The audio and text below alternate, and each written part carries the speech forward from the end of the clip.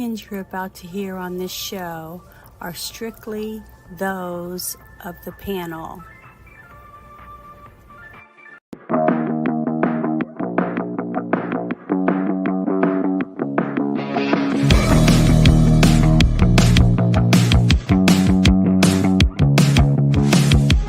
Today's digital landscape with the spread of false information can lead to dangerous outcomes. It's crucial for everyone to think critically and verify sources and reflect on the impact of what they share. Let's promote responsible communication to ensure that truth prevails and actions remain rooted in reality.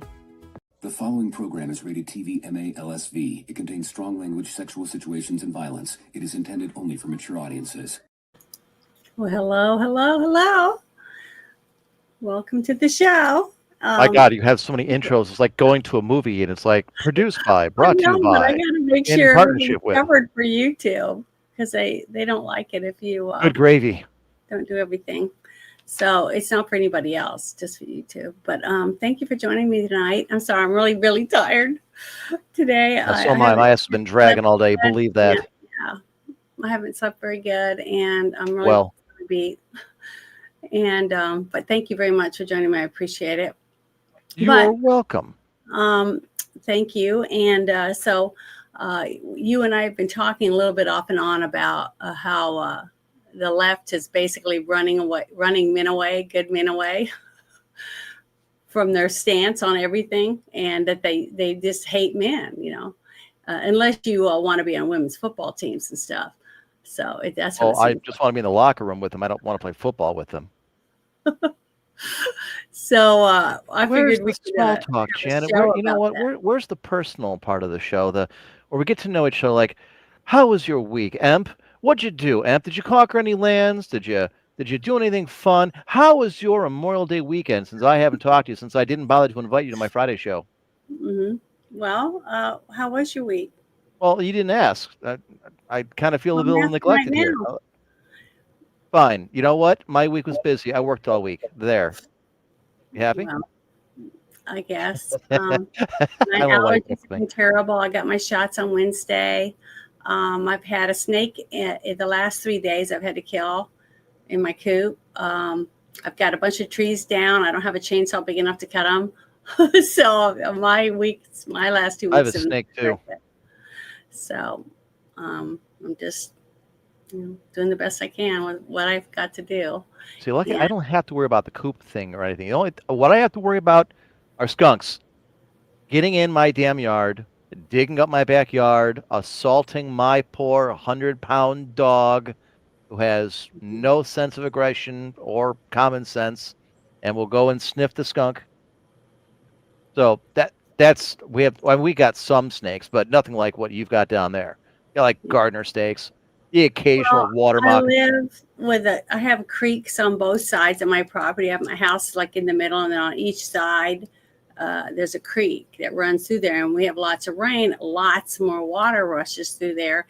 So I'll get like lots of water snakes. I get copperheads. I get lots of water moccasins. I have a lot of bamboo and stuff that grows right along that one creek, and that's where my coop is over there. So that's why. And I can buy this stuff like snake away you put on there. It's a powder. Mm-hmm. But every time it rains, I have to go out and put some more out. So. See, I'm lucky the creek is actually 2 doors down or 1 door down. It's on the other side of my neighbor, so I don't really have to worry about it. Occasionally we get a snapping turtle that moseys into the yard under the fence, but isn't this nice getting to know each other? The audience is getting to know us. They hear about your trees and your snake and my skunk, and like these are real people just like us, but we're not. We're better than you because we're the ones talking and you're the ones listening. Yeah, well, I'm not better. I'm thankful that anyone's there you go. You're the humble one. You're the one that they're going to equate with. They're going to associate with you. I'll just be the blowhard, but you're like, Janet's the sweet one. Not like that Emp guy. I like that. Skunks. I can handle that. But what was funny is that when you were talking to me about this supposed article on I guess it was Fox News that you said you saw, and it was about The Democrats having a hard time because they were We're trying to getting to win. this one right off the bat. Okay. Yes. Well, this is what started us talking about it. Right. That's what I'm bringing up. Yeah. About how they were having to spend all this money to try to win back all the men they've lost, right? So that's why we started talking about it. It's interesting to me that the Democratic Party assumes that throwing money at a problem will somehow help them solve it. Mhm. And I guess we'll get into this when we get into the article, because there's a lot that goes into it. And like you've mentioned, we've been talking about it, and I've had a few days to articulate my thoughts on this one. Yeah. But I'll say this, and I'll recap this when we get to it. And a buddy of mine, Varyar, who was a co-host on my old show in the Emperor's Court, made a good point right after the election. I asked him, I said, do you think the Democrats realize why it is they lost? And he said, Emp, you good-looking son of a bitch, I don't think the Democrats can understand. I don't think they can't realize that they're in the wrong. They can't internalize the fact that they've done something that didn't work. Mhm. That's really what it comes down to is that they cannot internalize the fact that they have scared away such a large demographic of people, men specifically. Mhm. That's actually spread out to other groups now, which is why they got the brakes beat off them as badly as they did. But they're not Yeah. capable of understanding it, because in order to do that, you'd have to stop and realize, maybe we're wrong on this. Maybe we have opinion that the majority of Admit, people don't have. not realize. I think a lot of them realize it. It's just the fact that they won't admit that they were wrong on the way they did it, because they pushed an agenda that really only had about 1% of the country in it. And they threw away the other 99 or 99%. You know what I mean? Thinking that just because they had a D beside their name, they would just suck hind tit and do whatever they're told. And they were Right. wrong. And I have some thoughts on that, and that's a very good point too. I guess we'll get to in a little while. But yeah, I mean, that's kind of where it started, the conversation, and you and I talk about a variety of different topics throughout the week, and that was kind of the big one that grabbed my attention. It's like, really? You need 20 million? Give me $2, give me $20, and I'll tell you, and I'm going to do it for free tonight. Not that anybody's going to listen to me, but I'll tell you why, you suck ass in this last election, and why you've lost men as a demographic. And it's not just like white men or straight men. It's almost every single demographic of men: white men, black men, straight men. They're even starting to lose some of the LGBTQ, the gay men. Mm-hmm. And minorities, whites, old, young. Now, they're targeting specifically young men. But if you look at the polling and all that after the post-mortem of the election, it wasn't just young men they lost all men, married, single, old, middle-aged, young, everything across the board. And we'll dissect that a little later. Well, I have a lot of friends that are gay, and most of them are conservative, especially when it comes to money. So they're log cabin Republicans. Yeah, they want to save money. They want to retire one day and be able to live without having to scrounge around, and go live from one check to another. And to me, that they're smart, because they're planning for their future. And what's sad is I see so many of these young people, the ones that are protesting and holding signs because they're getting paid it as a gig. Basically, if you get on Craigslist and some of these other apps, you can see that they're hiring, for you to stand out in front of this building. And when you show up, they hand you stuff and they tell you what to say. And they don't care about doing it because they don't really care. They don't really, they're not upset that, things are the way they are or whatever. They just want to have do gigs and they want to hang with people that think like them, and they want their Uber Eats and that all that stuff. They're not really thinking about where they're going to be in 25 years, or any of those things. And most people that I know that are planning for their futures are more conservative.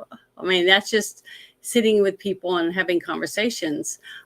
You tend to do that. So more and more people, I think, have wised up and said, I want more money in my wallet instead, more than whether I care if they call me by a certain pronoun, things like that. And they're sick of people trying to tell them that they have to date a certain person or a certain skin tone or whatever, just to not be called a name. So I don't know. I just think it's ridiculous. But see, I don't have that problem. My dick does not discriminate. Are you a woman? Are you attractive? You're in. You know what? If we're gonna keep doing, if I'm gonna keep appearing on your shows, I gotta break out my broadcast mic. This headset and mic is cool for gaming, not so much for broadcasting. All right, let me ask you this, Janet. Mm-hmm. The gays that you said are friends of yours, were they conservative before the Marriage Equality Act or after? Have they always been conservative or only recently? Well, no, I guess it's the way they were raised, because they've always been fiscally conservative. Okay. Period. They just believe that your money is your money and that you should only have to pay taxes for certain things to protect their country and our border. It's almost the same thing I believe, Because I have an ex-girlfriend who was primarily lesbian. I was her exception to the rule, apparently. Who was a liberal person until after they passed. Well, I mean, until the marriage equality thing went away. Mm-hmm. And then she made a hard right turn. Her and her current girlfriend are both that way. Mm-hmm. And I think the difference is one. And the only reason she voted Democrat was because they didn't agree on marriage. Yes. That was it. Well, I mean, and that's a pretty big thing for her because she was married. Well, I'm not saying it's not a big thing, but I mean, the ones that I have as friends that are conservative gays, they had a lot of other things that they didn't agree with the liberals. Now, they did agree, and I also didn't agree with conservatives that if you fell in love, you should be able to get married. I mean, I just, because to me, it's a document, it's a piece of paper. And, it has nothing to do with whether you're religious or not. You see what I mean? I can separate that because you're supposed to separate church and state. So I thought that was stupid in the first place. And I'm glad that they changed that. But I still believe that most of the money we make should stay in our pocket. And the fact that we get to go from one state to another, depending on how the states are run and how high the taxes are in the states, I'm thankful that we have individual constitutions for the states. And most of the gay friends that I have think the same thing. So yeah, it is once, at least in her case, and obviously I don't think it was the same situation with your friends. Once she had skin in the game, once she had a say in things, basically building a life with a 401k and a wife and all that. Well, then all of a sudden, the Democratic Party, the liberals, what they were pushing wasn't something that she really supported. I mean, it was, at least in her case, it was a one issue vote, and she kind of went along with everything else because that was the group that was, championing the marriage equality. When that went away, well, all of a sudden, she doesn't necessarily agree with the rest of the platform the Democrats had then or now. Now, I'm not going to speak for her on everything, but this is a topic that she and I have had many times. In fact, just about a month ago, we were talking about this, about, because they were talking about taking, taxes away from your tips and your overtime and things of that nature. She's working a lot of overtime. Obviously, that really appeals to her. And I think that's kind of the case with a lot of the LGBTQ crowd. I'm not, LGBT crowd. Take the T out of it. Because I know a lot of them are really aggravated by that whole trans thing. And they don't like being lumped in with that because it's all part of the same alliance group.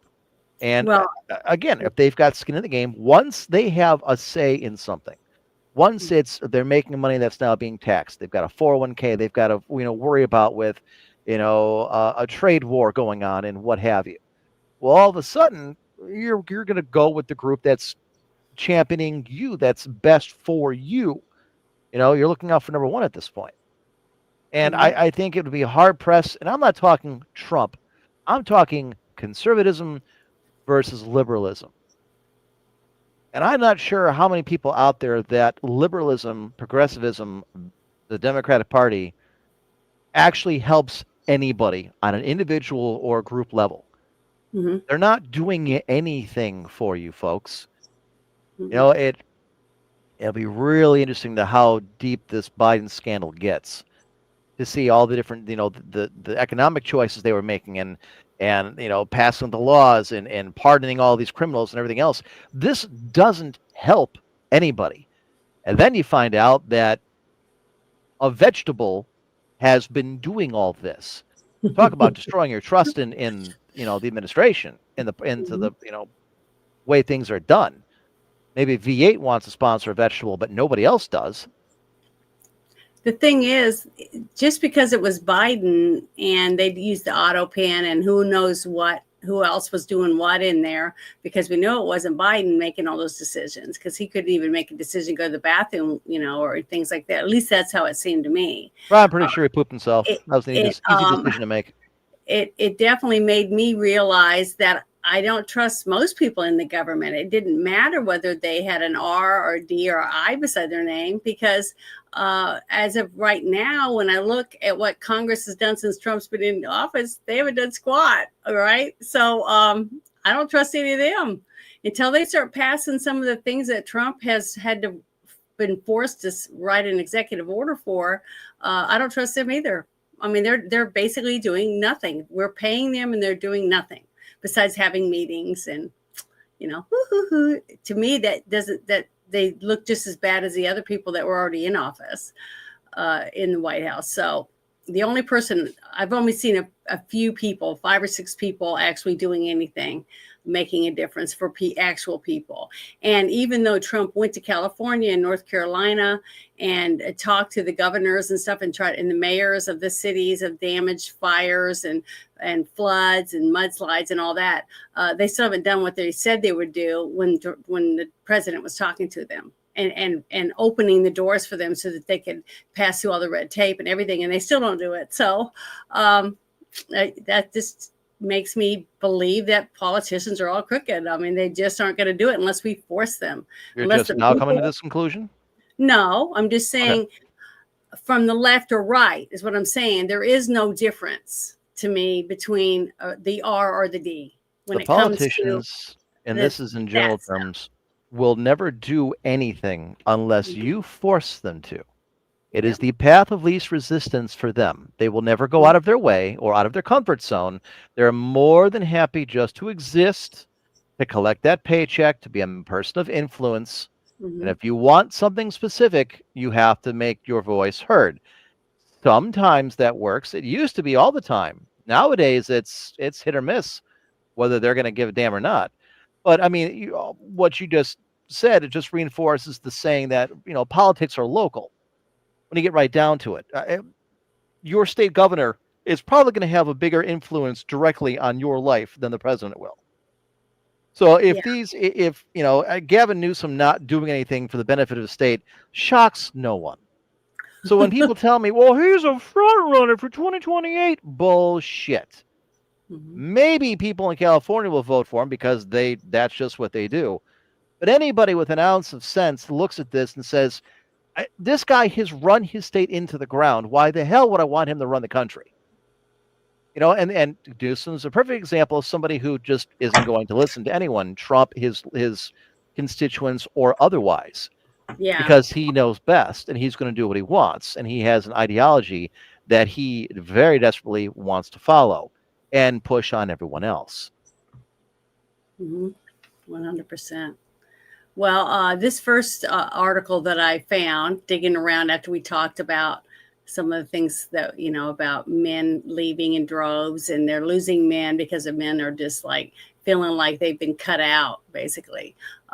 They've been made useless, because they're trying to push that if you're not trans or a woman, or I don't know. Well, I have a list of weird things stuff, that they're then guilty you of. don't fit in. So let me bring this up. Oh, well, you want to talk about your list first? Well, no, that's what I was saying when we get into this article, because that's probably going to be the meat of the discussion tonight. Mhm. I've got a list of. I'll break it down. I don't want to bury the lead, or I just want to entice the audience a bit. Like, hey, stick around because M's probably going to be spitting mad and throwing stuff.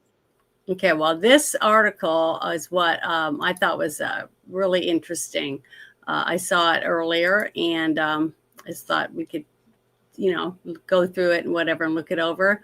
It's from a Gen Z, and they're talking about they know why Democrats are losing young men, and that we're not a mystery.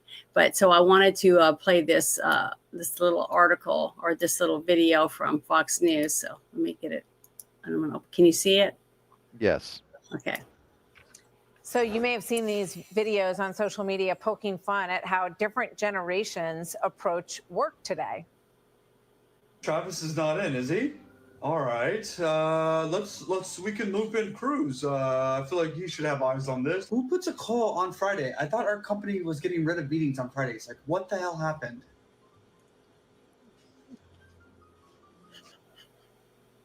All right. That and Gen Z demand for work-life balance have colleges trying to scramble to figure out how to prepare young students for actual work life. One professor who teaches internship planning tells the Washington Post with Gen Zers having missed out on social learning because of COVID and have been given a lot of grace around turning in work late. When somebody comes in and says you have to get things done by deadline, they feel angry. That makes them angry. Okay, Mike Rowe joins us now. He is, of course, the founder and CEO of the MicroWorks Foundation. You can catch his. I'll talk about this in a minute. This is about Gen Zers. Okay, this basically also is showing about them trying to fill in jobs to get people that lost. I got news for it. This ain't a Gen Z problem exclusively. Millennials have this problem. Gen Z has this problem. The Zoomers have this problem. This is more endemic than just them, and it's not just because of COVID. COVID was a year they missed out of doing in live school. I disagree with that entirely. I don't see how one year derailed all of their ability to have social interaction. I don't agree either. And what's funny about this? Although I do like my article is this whole thing when they start explaining it is the fact that it's like they're trying to cover up for something. I don't know. I see. That's what I'm saying. Every single thing I'm starting to look at now, it's like I don't trust any of them. And I'm like always trying to think, what is the reason they're throwing this out there for us? What are they trying for us not to see, wanting us not to see? You see what I mean? Are you doing that, or is it just in my imagination? I will say I've done that a lot.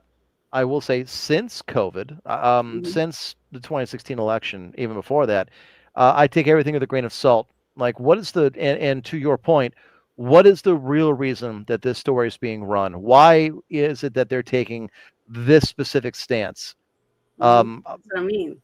I work in an office building. I work for a company. I do finance for a company.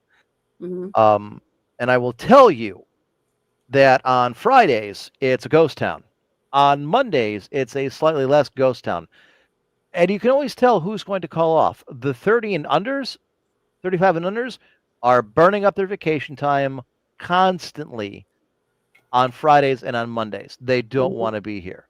The people that I have to backstop or I have to, task others with bolstering their work is generally people in that same group. Not everybody, but enough. And our company moved away from going full-time teleworking a couple years ago to doing partial, like half and half. And we lost quite a few people, like bailed and quit because they were not allowed to continue to work from home. And wouldn't you know it, when we did get back into the office, our production on certain things got a lot better. So I will say that this doesn't surprise me about Gen Z. And you know what? I don't even need to hear what they say to know exactly what they're going to say. It is an endemic problem, and it's more than just 1 year of COVID. You know what? This is parents. I agree. I agree that it's something else. And one of the things that I thought of is when you have animals out in the woods and then you put out garbage or big bags of garbage at the camping sites and nobody picks them up, over a few days, bears are going to start getting in it and other animals, raccoons and whatever else. And then after you don't pick up the trash week after week on time and it's not picked up daily or whatever, the animals keep coming back for the free food, to dig in and make a mess or whatever. And then you're slowly training them that if they wait long enough, if they show up at this place, they're going to get a meal, right? But then one day there's no meal anymore. And then they still hunger around. Then they start getting in people's cars. They start making trouble, right? So basically, that's what we have now. We have all these people that didn't have to go to work. They could sit at home in their pajamas and eat and snack all day, play on their phones, do whatever, make phone calls, take a bath, maybe while they're having a call for work, things like that. So they became lazy, about being professional. So now when they're being told they have to come back to work, they don't want to get dressed. They don't want to take time out of their day because they've gotten used to this other way of life. So they'd rather get unemployment. The see what path I mean? So of least we've heard resistance. people. You know what? So- I blame parents for this a lot, though. And I'm old enough now that my kids are going to be entering the workforce in the next few years. And I see it a lot with their friends. There's no work ethic. They don't. They'll do enough, just good enough good enough to get by.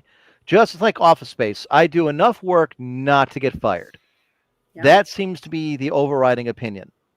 I don't really want to move up the ranks. This is good enough to pay the bills, so this is fine for me.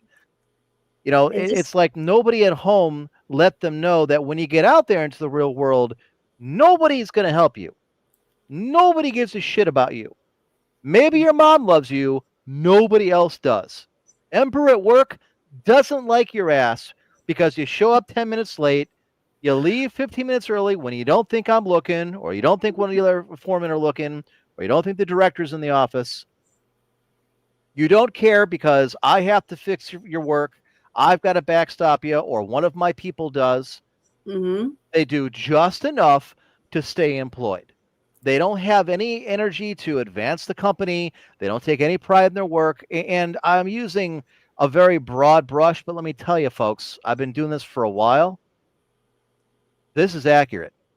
Stereotypes are generally based in some factual ideals. This is one of them.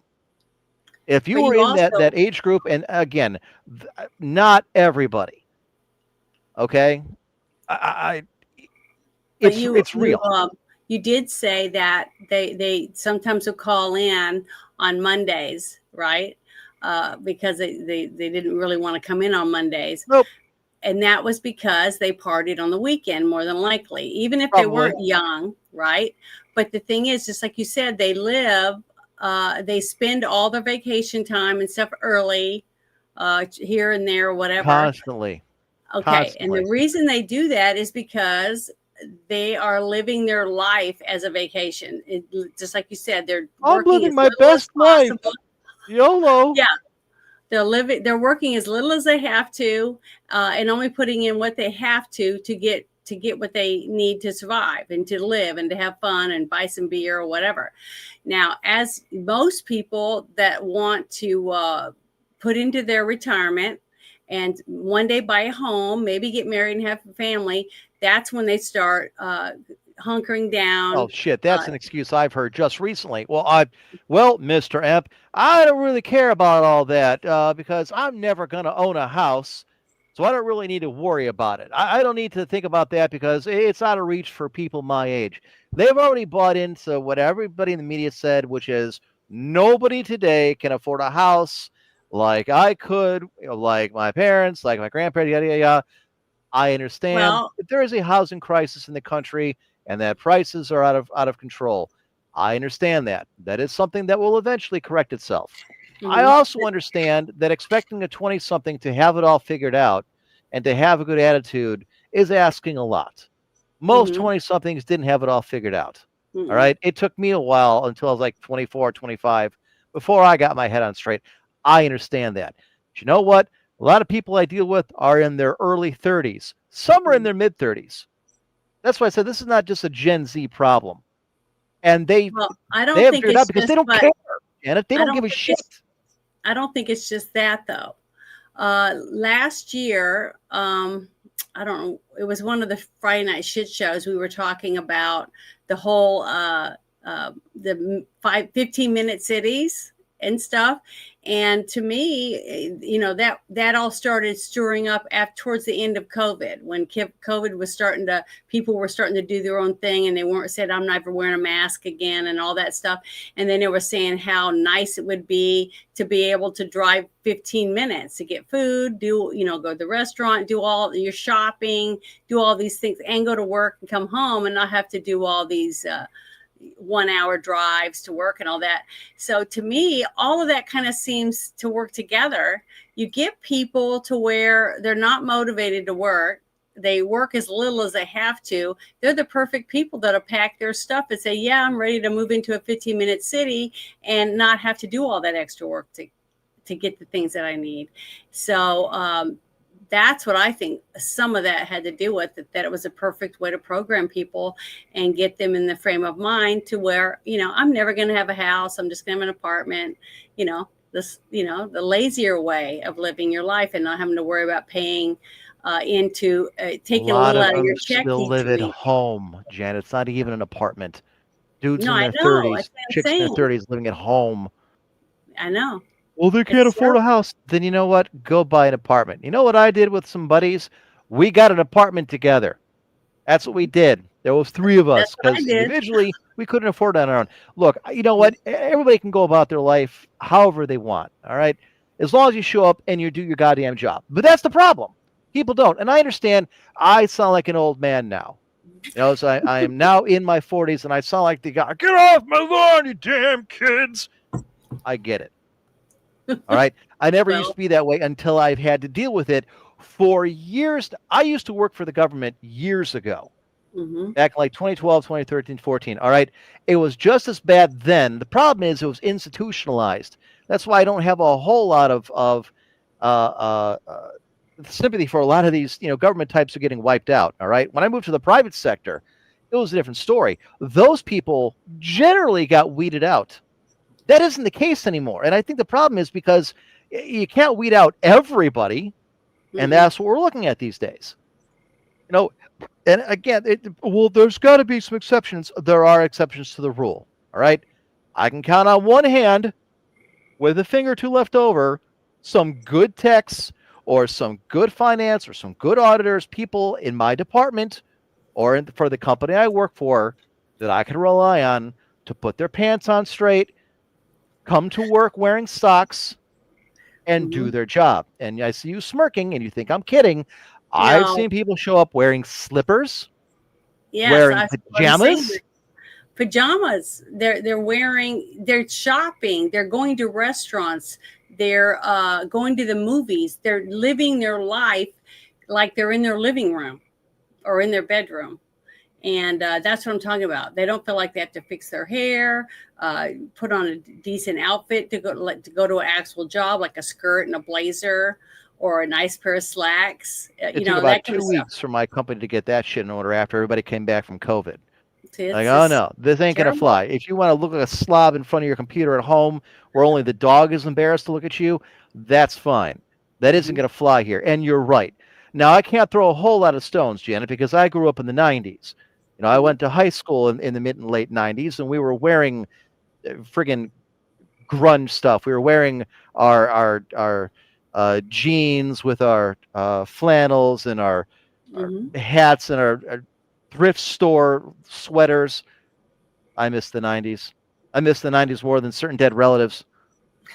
Okay, but we weren't exactly dressed in the 90s, but we didn't necessarily go to work like that.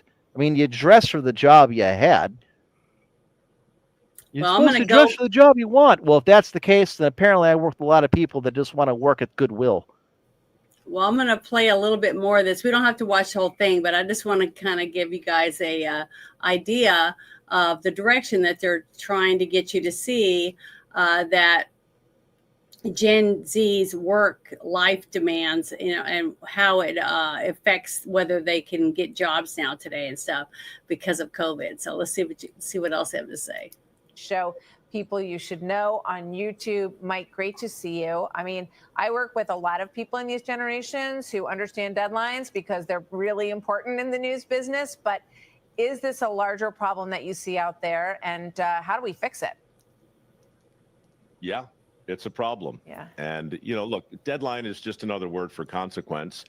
And if there's no consequences in the world and no deadlines in the world, Amen. well, then expectations and standards and all those things are going to get real fungible real fast. And I read the article that you're referring to, and it's really interesting. But I think what it comes down to at base is because the labor market's so tight, and your last guest, it was right on the money. We've got a huge labor shortage, and the push to get to the AI thing over the finish line, that means data centers. We've got to train people to build these data centers. And so because they're not lined up to do the Okay. Mike Rowe brings up a point about there's a huge labor shortage. All right. Here's the thing. It's bullshit. All right. There is a labor shortage because people don't want to work. The amount of if you look at the real unemployment in the United States today, how we used to go about it is far higher than what they report today, because they've changed, much like vaccine and everything else, and what is it, recession, and all these other words they've changed the meaning to. Same thing with unemployment. There are plenty of people out there to do the job. They don't want to. Can I work from home? No. Then I don't want to do the job. Are you going to pay me $70,000 to start? No. Well, then I don't want the job. Do I get full benefits and vacation and everything else? No. Not for the first 6 months. Not for the first 9 days. Well, then I don't want it. That's the kind of shit. Yeah, this is what I'm talking about. I was talking about this a couple weeks ago, and I was telling them that I have talked to a lot of young people, and I'm not just talking about in their 20s, right out of college. I'm talking about this between, I guess, 18 to 35, maybe, right in there. So it's a good group. I mean, it's a big group of people that have become slovenly, like I was saying, the ones who don't want to dress, they don't want to fix their hair, they don't want to do any of these things to get jobs, that they can't be like they work in a tattoo parlor. If you work in a tattoo parlor, you can wear pretty much anything you want, okay? So if they can get that kind of job, they're all for it. Like the little tiff we saw, was it last week, when they didn't want to get dressed in the uniform for the coffee shop? Oh, Remember Starbucks. that? Yeah. Isn't that still going on? That whole stupid shit. But these people were telling me some of their ways that they get out from having to get a job. But they have to, when they go to the unemployment office, they have to prove that they went and applied for these jobs. And they have to have proof of that they applied and that they got turned down for whatever reason. Okay. And I was like, okay. And they were saying, well, I didn't want this job. And I knew I wasn't going to want it when they gave me the paperwork to go to it. And I was like, well, what'd you do? And they said, well, I didn't take a bath for 3 days. And I worked out and did a bunch of stuff. And I went with my hair a mess, and I didn't brush my teeth. And so I went in, and my, half my buttons weren't buttoned and stuff, like I had, like I slept in my clothes, and I went in and I coughed and I wiped my nose on my sleeve. They did everything they could think of to make them inappropriate to work in a bank or in an office, atmosphere. And then they got turned down. Of course they would. Now, the sad truth is, and when they go turn this paperwork in to the unemployment office doesn't know that they dress like that.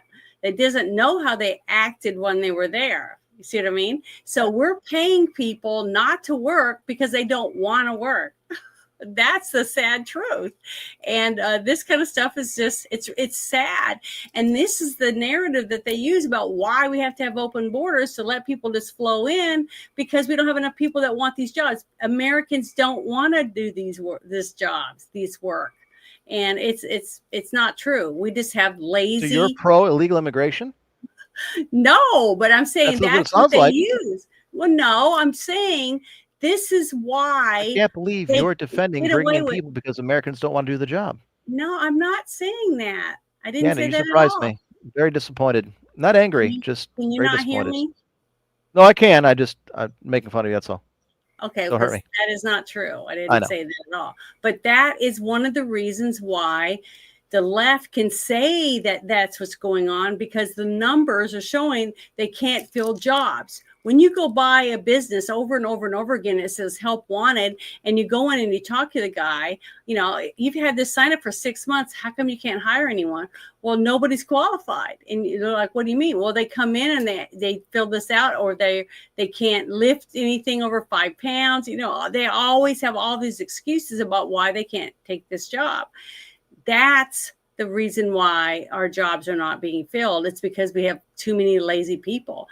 If we have stipulations in more states, because some states do have them, to where you can only apply for so many jobs, and then the money runs out.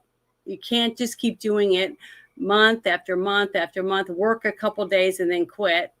But Okay. you know what? A lot of these people, they live at home where, you know, their housing's taken care of and their food's taken care of, into their mid-20s, their early 30s. Janet, when I was, and it was not that long ago, when I was younger, I wanted to get out on my own, get away from the parents, get out there and do my own thing. I was 17 when I moved out. I had just graduated from high school. I had scrounged around a little bit of money, and I had a job. I got a job, and it was working in a chicken plant. But I wanted to move out so bad because I had to share a bedroom with 2 sisters. So, yeah, I was ready to move out. All right, there you go. That's my point. But that isn't the case anymore. It's a different way of looking at life. And they're more than happy to leech off the parents as long as they can. And for reasons I can understand, parents are more than willing to let their kids do this. You know, and this is what I say. I blame the parents. And I hate to sound like the old man in the room. But damn it, if you're going to let your kids coast by, then they're never going to get any better. Well, it's not their fault. They can't afford a house on their own. The economy's bad. Eggs are $4 a dozen. It's $2.50 here. The prices come way down. Yeah. There's always an excuse. You know, they have excuses for the kids. The kids have excuses for themselves, and they get away with it. You know, and you said, well, we're paying people to not work, to be unemployed. You know what? It shouldn't be up to the government to have to go and double check every single thing you've done. I used to manage a sports store years ago, and we would have people come in and ask for an application and then and tell us straight up, I'm not really applying for the job. I just need this for unemployment. Okay. It's a sports store and it's part-time. If that's enough to get you by saying, I applied for this, and they would do it outright. It would happen all the time. All the time. Probably still does. But yeah, it's pathetic. If no one is held accountable for anything, and Mike Rose said it earlier, and it's something I've said at work before myself, if there are no consequences to your actions, then there's absolutely no reason for you to change it. The idea here that people will give you their best effort because they want to, or they've been raised that way, or because they want to improve their lot in life through hard work or reputation. That's another thing. Reputation used to matter. You know what? Having, the respect of my peers, not just in sports, but in a job, that meant something. You know, I wanted people to be able to rely on me. Yeah. I wanted that, people to say, all right, well, hey, there's that. We know if we give this job to him, he can handle it. Or if we're in a crisis, he can pitch in. Nobody cares about that anymore. Nobody cares about personal reputation. And I know, there he goes, the broad brush. It's fucking true, man. It really is. Nobody wants to be known as someone they can rely on, because that means then they have to do something. Or we may have to have them do something more. Yeah, that's like with some people talking about this. They said, well, I don't tell anybody I have a truck. And the only reason I knew they had a truck is because I saw them driving it one time. And I was like, wow. The next time I saw them, I said, wow, that was a really nice truck I saw you driving. They went, shh, don't tell anyone. And I was like, why not? What's wrong with people knowing you have a truck? I don't want people to ask me to help moving stuff. Because people start calling. And I was like, really? Like that? But they said, yeah. They said they get phone call after phone call. Hey, I know you have a truck. Can you help me move this stuff or this? Really? Yeah. How many people do you know are moving? No, not moving. Just moving boxes. Move shit, from one place to another, and different stuff like that. They said they constantly get called to help them haul something See, to of all your someone's house. concerns, I would have thought the concern you would have for buying a truck is the fact that you were overcompensating for something. Well, I have a truck, and I'm not over. There you go. And you're overcompensating for the fact you don't have a wiener. Maybe I don't think so. But the thing is that it's funny how different people, depending on where you live, I think it has a lot to do with where you live, whether you're conservative, whether you're liberal, and what kind of education you have depends on how you view different things and how they're, I don't know, how you explain it to someone else. Because just like you said, and I don't think it's just age. I know some young people that are millennials now that they care about their appearance and stuff. One of them is a stewardess, and she's always very ladylike and very friendly. She's cordial. Is she bangable? I think she has a boyfriend, but the Doesn't thing mean is anything. that I think she's had good parents. You see what I mean? When you have a parent that makes you have to fulfill certain things around the house, bring home good grades from school, they have expectations for you, you're less likely to fall into the category that we've been talking about, because you do have pride in yourself. You know what I mean? I worked at a chicken plant, for God's sakes, but I still had pride in myself. I still dressed decently and pulled my hair up and took a bath every day and all that stuff to go to work, unlike other people who seem to not care about whether or not they make a good appearance at work. Oh, And, shit. You know what that reminds me? Wow. Thank you. Here's a pro tip, ladies and gentlemen. This is free advice. All right. Please listen to the words that are now going into your earballs from my voice. Don't come to work smelling like a weed factory. I don't care if you want to get high as a kite on the weekends. I don't want to smell it when I walk in the office on Monday morning. Take a bath, wash your clothes. You better not be doing this shit before you come in the office. And I'm not sure they are, because they seem normal. But my God, Janet, there are places that I won't go in my building because they reek of weed smoke. They don't make them do pee tests anymore? No, our company used to do drug tests. They do not anymore. They legalized marijuana for recreational use in the state of Ohio, so they just don't bother anymore. Now, it's still illegal federally, and the company policy is just like, say, alcohol or anything else. Don't come to work stoned. It should also say, don't come to work smelling like you're stoned. Yeah. It's bad enough when I have to walk in the streets of Cleveland because every single block smells like weed. I don't want to smell it when I get to work. All right? Grow up. Do cocaine like an adult. I'm tired of all the weed, marijuana culture nonsense. The worst in the world is we ever legalized it. Not because it's a gateway drug. It is. Not because it's going to cause psychological problems. It does. It's the fact that I've got to smell it everywhere I go. Going to the Indians game, going to the Browns game, going fucking anywhere, I've got to smell this stuff. Thank God I live in the suburbs where only the one burner house down the street smells like that night and day. One girlfriend I used to have was in an apartment building. Jesus, I'd walk in. I hated going to visit her at her apartment because these three idiots that lived above her just completely just vaporized the entire building. It was awful. Yeah, But that come sounds to work, nasty. man, especially in a professional environment. I mean, honestly, I have gone into tobacco shops before, and I think it smells pretty nice because it smells like it has different scents. Okay, it doesn't smell like people smoking. It smells different. I can't That's explain it. tobacco. That's completely different.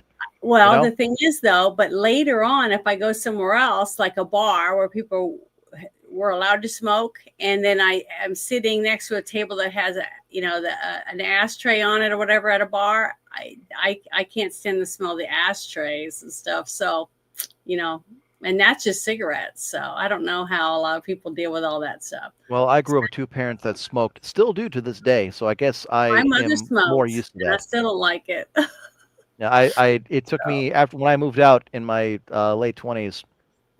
I had to throw some clothes out because they just reeked of cigarette smoke. It didn't matter how many times I cleaned them. They were just, some of my favorite flannels are gone because they just smell like cigarette smoke and I can't stand it. I'm not a smoker. So Yeah. Well, weed smoke, one of my don't do it. sisters Don't do it to the office. She had asthma, so my mother, when she was diagnosed with asthma, my mother started going out in the garage and smoking, but she still, had that odor. You know what I mean? Mm-hmm. All the time. So I don't know. I just got used to it for a while, but I didn't like it. I just that I would always try to keep my clothes in my closet in a I don't know Ziploc. that One of just those permeates zip throughout bags. the entire building, though. I mean, this stuff does. Yeah. I mean, if you're a smoker, I can tell if I'm like within 5 feet of you. If you're smoking marijuana or had the night before, I can smell it like on the other side of the building. We all can. They must None of have us some good appreciate it. stuff. Don't That's all do I it. can say. It must be some really good stuff they have. But here, let me finish this off real quick. Sure. This work, a lot of accommodation is going on. And look, it's easy to make fun, right? Those videos are funny and there's a lot of truth in them. But I'll tell you what else is true, Martha. We're the clouds from which the snowflakes fell, right? This didn't just happen. And so, I run a work ethic scholarship program. I demand all kinds of things for people who want my scholarship money, and most of those applications don't wind up being completed. They're started, but they don't finish them for the exact reasons we're talking about. So yeah, it's a problem. Do I know how to fix it? Not really, but the world is either going to change to accommodate the current generation, or the current generation is going to change to accommodate the world they're living in. Be interesting to see how it turns out. Yeah, here's a quote from Fortune magazine. Many young people today would rather protect their well-being than compete their way up the corporate ladder. Many Gen Zers are eyeing easygoing jobs that don't require overtime, antisocial working hours, or substantial responsibilities like managing a large team. So, like building all of these things into your life is great. I don't understand how they're making money. Like how I had to pay my rent. I had to work a job and then I had to waitress in order to pay my rent in New York City when I was in my 20s. And I wanted to succeed. Like I wanted to make more money than just enough to pay my rent.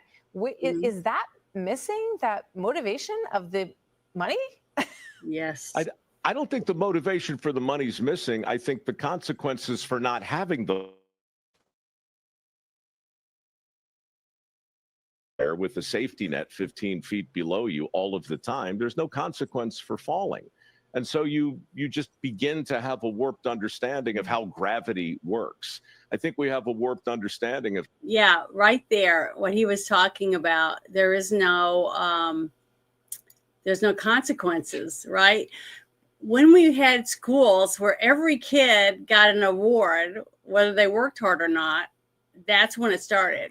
Because you're coddling children, trying to make sure that no child's left behind, basically, and during that time when they're spending all the extra time helping those two kids, all the other kids are sitting there waiting because they're having to do extra stuff for those other kids. And I just think that was the beginning of seeing this. This is and it's not just COVID, it's the fact that we've coddled so many people and not held them accountable. And we've made them into DEI hires, basically hiring them because of what they look like or how pathetic they might have been to give them the job than to give them the job because they were qualified for it. So now you have paramedics, firemen, police officers you got police officers and paramedics and firemen that are too heavy to even really do the job. So you have to give them a desk job or you have to give them certain things like that. But they're taking resources away from the police department if there was an emergency to put them in a place where they need to be to do a good job. You see what I mean?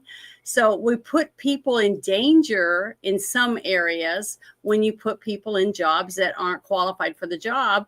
And by just like what he was saying, he has people that want to get a scholarship from him, but they don't qualify because they never can make it to the end because he expects results. it's just sad because that we've coddled our kids to where they basically, as soon as mom and dad are gone, they're going to be useless. They're going to be helpless. They're not going to know what to do because they have no way of taking care of themselves. They're not ready to live. They're not taught anything in school on how to cook and clean and take care of themselves, grow something. I don't know. They just don't have life skills anymore. And we've accepted it. Now they can just get on Uber Eats and Uber car to drive where they want to go. And they don't even have to dress nice. I mean, especially when you have Hollywood run around with wearing, Daisy Duke shorts with their asses hanging out, fishnets and Whoa. Let's and not get hasty high here. heels, and the kids think that's okay to wear that. And I running think it's okay to wear it if you're hot. If you're fat and ugly, then you should probably, get to pick and dress the way choose. you look. Just like people, when you go to a nude beach, because the sign says nude beach 10 miles, you go to the nude beach, guess what you're going to probably see at the nude beach? You're not going to see a bunch of 10s and Adonis men walking around. You're going to see a bunch of people that are probably in their 70s and 80s with everything in every place where it used to be somewhere else. You know what I'm saying? So I'm not going to find Sydney Sweeney at the nude beach. Then why would I go? Well, people go just because they think they're going to see something that they end up not seeing. Like so Sydney that's Sweeney. what you're getting. So I'm just saying, and we have been setting ourselves up for disaster, and now it's starting to come to a head. It's just sad that we had a pandemic happen in that realm. So now they have something to blame it on. That's what happened. All those poor kids, because they weren't able to go to school. Now we're in this situation. When I saw it happen, like a year. All right. Yeah. So we don't have to watch any more of this. I think that pretty much has already told us what we need to know. Well, the employment market. So Did you know Mike Rowe is an opera singer? who? Mike Rowe, the old guy that was just in the video. No, I didn't know he could sing. Yes, he's an opera I've never singer. seen him sing. Classically trained opera singer. Wow, amazing! But A he man of is. many talents. I loved his show, Dirty Jobs. Dirty Jobs. Yep. And because some of those jobs I helped my dad do, or my grandpa, or whatever, it's pretty nasty. One of the jobs I had to do was I threw up a few times doing it, but I wasn't going to say no and I know they gave me the job because they wanted me to quit. I know they did, but I worked my way up to where I was one of the jobs that would give people. I was a boss where I'd give people breaks working in a chicken plant, and I could do all the machines. I could Did do you every choke the single chickens? thing. No. You didn't choke chickens? Mm-mm. What was your job? Like you said, give people breaks. Different jobs. Okay, like there was a job, one thing where it would puncture down into the chicken and pull it back out, and it would pull the guts to the sides so that when it went down the line, people could cut certain things off the guts, like the liver and things like that, the heart. Okay, and then another part was to hang the chicken on the rungs. You know what, folks? That one's on me. That's my fault. I asked her when you I send know, your but hate mail. It was my fault. There's a bunch of different jobs that you have to do as the chicken's going down the line to be processed. And I was able to do all the different jobs. Well, one job is where when the chicken's first hung live on the back dock, it goes through a stunning machine. It stuns the chicken, and then its throat sliced by a machine, right? Well, then it goes into a blood room where the blood is draining out and it coagulates on the floor. Well, somebody has to be in there with a giant squeegee to clean the blood and keep it down push it down in this hole to keep the room clear, right? Well, that was one of the positions that I was given, and I know they did it because you have to wear like waders, and stuff. And a couple times I fell while I was in there, so it was pretty nasty job, but I didn't quit. I still did it. And because I didn't quit, the guy thought, okay, we're going to move you to this other room now. We're going to teach you how to do the CO2ing and different things like that. So I worked my way up to where you went from being the blood squeegee girl to the gas chamber girl. Yeah. What a basically. promotion. Well, that's how it works. When you work in Tyson Chicken, I was in Arkansas, so. That's what happened. I didn't stay there, but it was a year. But the thing is, I moved up because I was willing to do the jobs. I was willing to be there on time and willing to take the job and do it to the best of my ability. And that's why they liked me. I could have done pretty well, but I ended up doing moving. So it was great. But the thing is people don't want to do that today. They don't want to excel. Well, I can't imagine why people don't want to be the blood squeegee person at the chicken plant. Hey, I'm glad do you you eat took chicken? pride in destroying those Do chickens. you eat chicken? Do at I all? eat chicken? Yes. Yes, of course. Okay. I Well, pay that's people why like get you chicken to choke on your those chickens to table. death so that I don't have to It do it. goes to the grocery store because people work at chicken plants. That's I why. understand. I just most don't take Oh, so much pride in it like hi. you do. He says he's from Arkansas. So hi. I'm I from wouldn't brag about that. Why not? Arkansas is a good It's state. Arkansas. We have a wonderful governor now. It's the I'm short really bus equivalent of a statehood. Let's call it what it is. Ohio is starting to go blue. So you better start Ohio's as finding red as your state. Florida. What the hell are you talking about? Oh, with the whole weed thing? Well, we'll A see. what thing? Okay, Weed. all right. I got news for you. Republicans smoke just as much as Democrats, sadly. Just saying. It's legal now in your state. So we'll see how Yeah, it I goes. know. Like I said, Remember I what can I smell it played right everywhere. here? I opened this up and showed it to you. Yes, I saw that. Yeah. So It'll there become we like California soon. Well, I don't know. We have 3 of the top 10 hottest realty markets. Unlike California, people like to move here. Mhm. Yeah, people are moving to Arkansas too. So I hope not too many liberals. That's the only thing. But okay, so are you wanting to go ahead and jump into your meat or whatever? You want to jump on my meat? You know, we're an hour in. So do you want I just want to make sure I heard that correctly. Did everybody else hear that correctly? You said you wanted to talk about. Sure. So Yeah, we you're- can. Absolutely. Uh, Are you there? can you hear me? Well, your picture kind of froze, so you're kind of like with your Yeah, opening your I'm mouth. like, lagging "Oh." real bad. I'm having really bad lag right now. I'm sorry, Okay. but where I'm at, it's not very good. Yeah, you're in Arkansas. They don't have Yeah. internet out there. They just got No. electricity last week. No, we have service, except that we've had a lot of storms and a lot of limbs down and stuff. Here But- come the excuses. No one else has storms though. Just Arkansas. Okay, well, this is the one of the things that you said you could open and you were going to read. Yes, I can. Yes. So which one you got? The Daily Mail? Is that it? Yeah, the Daily Mail All right, Daily Mail. about the 20 million. Technically, it's MSN for some reason, but yes. All right. So I don't know if anybody caught this earlier in the week,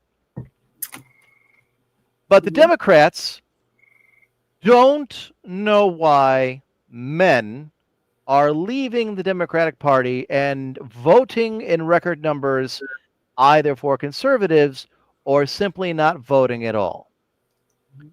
So, in typical Democrat fashion, rather than looking in the mirror to determine why it is their message is now failing, they're spending $20 million to, quote, study the syntax used by young men to win their votes. Now, when they say young men, they're talking 18 to 25. Mhm. Okay. So anybody over 25, fuck off. They don't care. Now, when they talk about syntax, they're talking about how dudes speak to each other, especially on the internet, especially when it comes to video games. All right. Mhm. So we'll get into this. Looking ahead to the 2026 midterms and the next presidential election, Democrats are strategizing how to win back young male voters after the Trump campaign successfully harnessed big names online, including Joe Rogan and Theo Vaughn. That was in big part thanks to Barron, by the way. Yeah, I remember that. One project obtained by the New York Times revealed a $20 million plan codenamed SAM, short for Speaking with American Men, a strategic plan, and promises investment to study the syntax, language, and content that gains attention and virality in these spaces. The plan recommends buying advertisements in video games and noted, above all, we must shift from a moralizing tone. All right, so at least in that, they're correct. Democrats were roasted online for the plan, with critics slamming the party for lacking authenticity in their approach. Quote, boy, are they going to be sore when they discover that you can't emulate or buy authenticity. These people need to actually talk to young men instead of assuming what they like or think. Cringe fest. Consultants doing consultant things. They need to talk to voters rather than analyze their language or find different ways to spend money. Just start dialogues and listen. Authenticity is the antidote here. Okay. Let's skip down to the bottom before I get into this. Trump pulled off an astounding political comeback and regained the White House. I don't see how that was really astounding. I think most of us knew going in that he was going to be the front runner. More than half of male voters under the age of 30 supported Trump in November, a shift from 2020 when Joe Biden won a similar share up against Trump. About 6 in 10 young white men voted for Trump. The Republican leader also pulled a significant number of votes from Hispanic and young black men who were supportive of Democrats previously. Trump saw support from many demographics who had previously supported Barack Obama but have grown frustrated with the political system. Okay. Now there's where we're going to end. Okay. Here we go. I look at this as silicone bodysuit, breast forms bodysuit for cross-dressers, fake vagina. Thank you, Janet. Oh, That's sorry on about eBay, that. which means, folks, Hey, it's I don't pulling know up why what this you is have on looked the on ad. eBay recently and trying to sell you something, which means at some point in the near past, Janet was looking for a, quote, silicone bodysuit, breasts forms bodysuit for cross-dressing fake Well, vagin. I can explain that. Oh, the I'm other sure you can. day. Well, Go for it. no, because it's on the other channel. Uh-huh. When we were playing our DD game, the guys were looking at women that were riding, what do you call those horses with their, the tight pants and all that from South America. And I was telling them that this one person didn't look like a woman. And they said, well, she's jiggling. And I said, well, you can jiggle and be a guy. And I said that a lot of people do it. And I go, you just have to buy one of these. And I Then pulled that explain up and the showed advertisement them. right in front of you from Etsy. Ad transgender flag know. skater dress.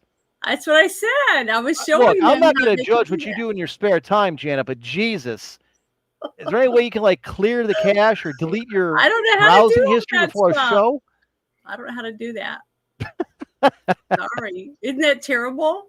Yes. It is funny because the guys were shocked. They were really shocked when they saw that. I don't And know why said, anybody was shocked with anything these days.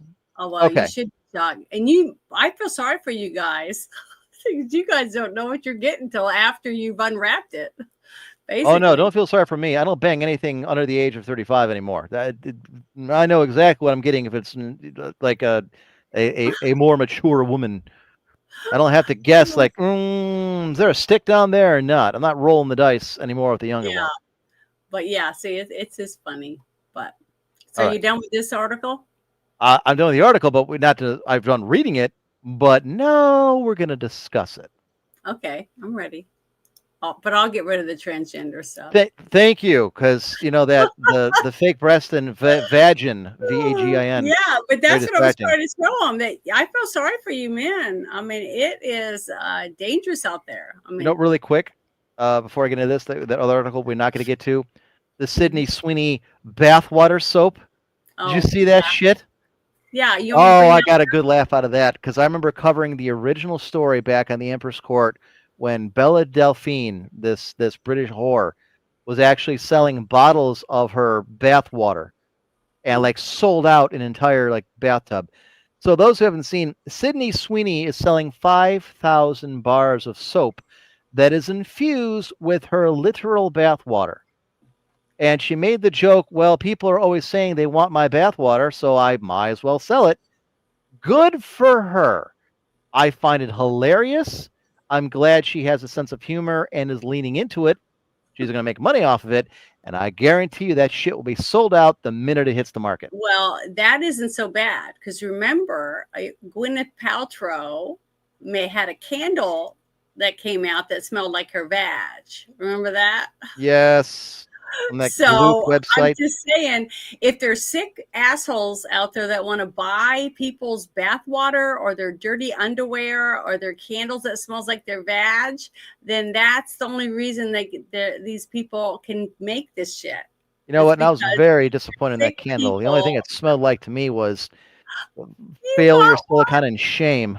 oh, that's And they don't disgusting. take returns, so I had to use Yeah, that but thing. there's lots of people out there that'll buy disgusting, nasty stuff. And if someone's going to buy it, then people are going to come up with sick things to sell. I mean, that's just, And good for her to make money off of those sick men and well, weird lesbians.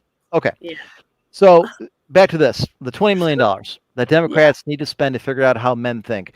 And understand, if you look at the demographics and the polling, it ain't just young men, folks. They got the brakes beat off them across the board by all kinds of men: white men, Hispanic men, black men, single men, married men, straight men. They even lost ground with gay men. Not a lot, but some. And I figure there's two different ways of looking at this. There are two problems here. One is the politics of it. And the other one is what I call Democrat adjacent. All right. And I'll get to that in a second. So the politics of it. For the past 15 years, and I'd say more so in the past, 8 to 10, you've had Yeah. a drumbeat of people like AOC going out and saying that the biggest threat to the nation are white nationalist men. You have people going out there like Pelosi and Maxine Waters saying that toxic masculinity is the reason why the country is the way it is. You have that what was her name, that whore Ford, Betsy or Blassie Ford or whatever, who they went and dug up and paid off to go after Kavanaugh with a fake story. Okay, when they have women dressing up in a handmaiden tale, whatever the hell it is, the Supreme Court, because of supposed women's rights and abortions, and how it's just a matter of time before they're going to put everybody in concentration camps. Yeah. And And it's found there. force women against their will that give birth to all these disgusting misogynist men's babies. Yes. That's what they were saying. Shit Yes. like that. Yes. Okay. I remember that. This is the politics of it, where you have the Democratic Party, the official DNC, as an organization, as a political body, and individual candidates going out there and lecturing men and telling them, you are toxic, you are misogynist, you are wrong, you are bigoted, you are chauvinistic, you are the problem in today's America, you are the colonizers, you do not understand the plight, you have a privilege. White people in general, white men specifically, you have a privilege. And you know what? This has been going on and on and on for years. And this is the actual political arm. This is half of the United States government telling people this. You know what? You can't do that forever and not expect some kind of paradigm shift. Enough people went along with this, and this kind of goes in what we talked about last week when it comes with people, with the whole transgender thing or the gay thing, and people just kind of going along with it because they're polite. Nobody wants to be a problem. Nobody wants to stop you from living your life. All right. When you continue to tell people that they are this way, that you are born inherently evil, that you are guilty for the sins of your great grandfather who may not have even been in this country. They may vote for you for a while because they think they're trying to make up for some perceived sin or slight or insult that they are somehow guilty of. And that's why you see people voting in 2016. You see them voting in 2020 against Trump or conservatives. And all of a sudden you see this shift. And I tell you where you see it most is online, especially on X. Yeah. Because there's no policing there anymore. It's not the same way. And I tell you what's changed is enough people, and not necessarily just conservative people, but enough just general men who said, you know what, this is bullshit. You know what, you're being lectured by these politicians who don't know you, who don't know anything, who have no sense of history, that are doing it deliberately. They know exactly what they're doing, what they're saying, because they're trying to browbeat you into following the line. Okay? You don't have to do that, man. When you go into a voting booth, only you and God know who you're going to vote for. Yeah. You don't have to allow people to tell you that you were born under a bad sign. Right song. All right. On the other side of this, and this is where you see a bigger paradigm shift. All right, because it's not necessarily politics. This is what I call Democrat adjacent. All right. This is when you get the ad from Gillette, the best a man can get, where it's an entire commercial that they spent millions on Mm-hmm. showing, oh, nope, don't whistle at that chick. And there's another guy who puts his hand out like, no, man, you can't whistle at her. Or hey, don't try and explain to her why she's going to light her hair on fire. You can't do that. Nope. Don't tell her she's not going to kill us trying to light that grill by putting all the gas in there. That's how this commercial goes. And it's about men policing men for bad behavior. You're a razor company. Who the fuck are you to tell me this? Take it a step further. Look at the Bud Light thing about a year and a half ago. All of a sudden, we're going to run a transgender guy out there who's pretending to be a little girl to try and sell fucking beer. When you have the head of marketing come out there a month prior, and to me, I thought this did more damage, who goes on to say, I have been hired to get Budweiser away from its bro culture, from its working collar, blue collar, working class appeal that we've had for the last 60 years. That's not us. We need to go into the future, knowing that is a outdated way of looking at things. Okay, we label 80s movies. We're putting things in front of them now on HBO saying, well, this movie was made at a time that had different sensibilities and depicted things that aren't necessarily great because it's what? It's a Schwarzenegger movie or it's a Stallone movie. All right? Look at what they just do with Jaguar. Just a few months ago, 6 months ago, they had this entire new ad campaign where it's nothing but she's coming out dressed in weird, colorful clothes. They're selling pastel-colored Jaguars because they want to get away from the James Bond type of motif that people have always kind of associated with the Jaguar.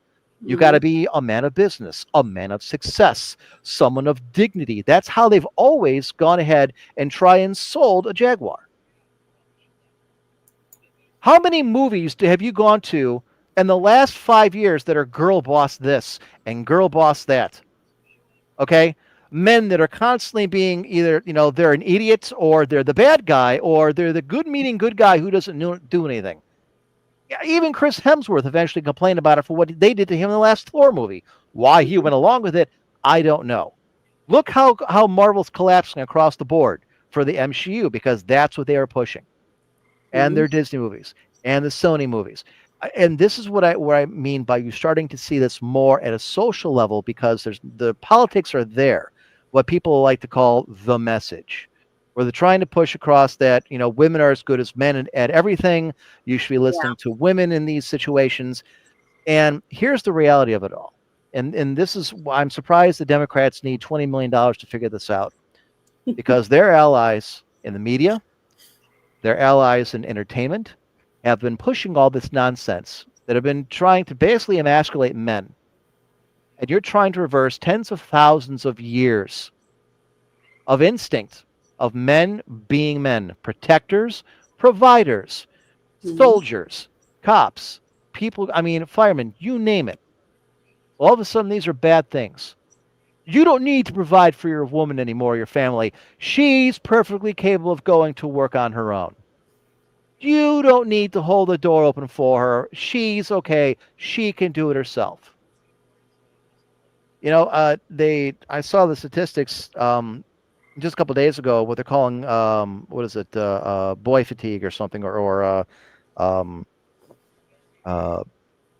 boy versions or something. Basically, what it is it's the amount of women under the age of 35 who are single and aren't dating any men, because the men don't want to date them.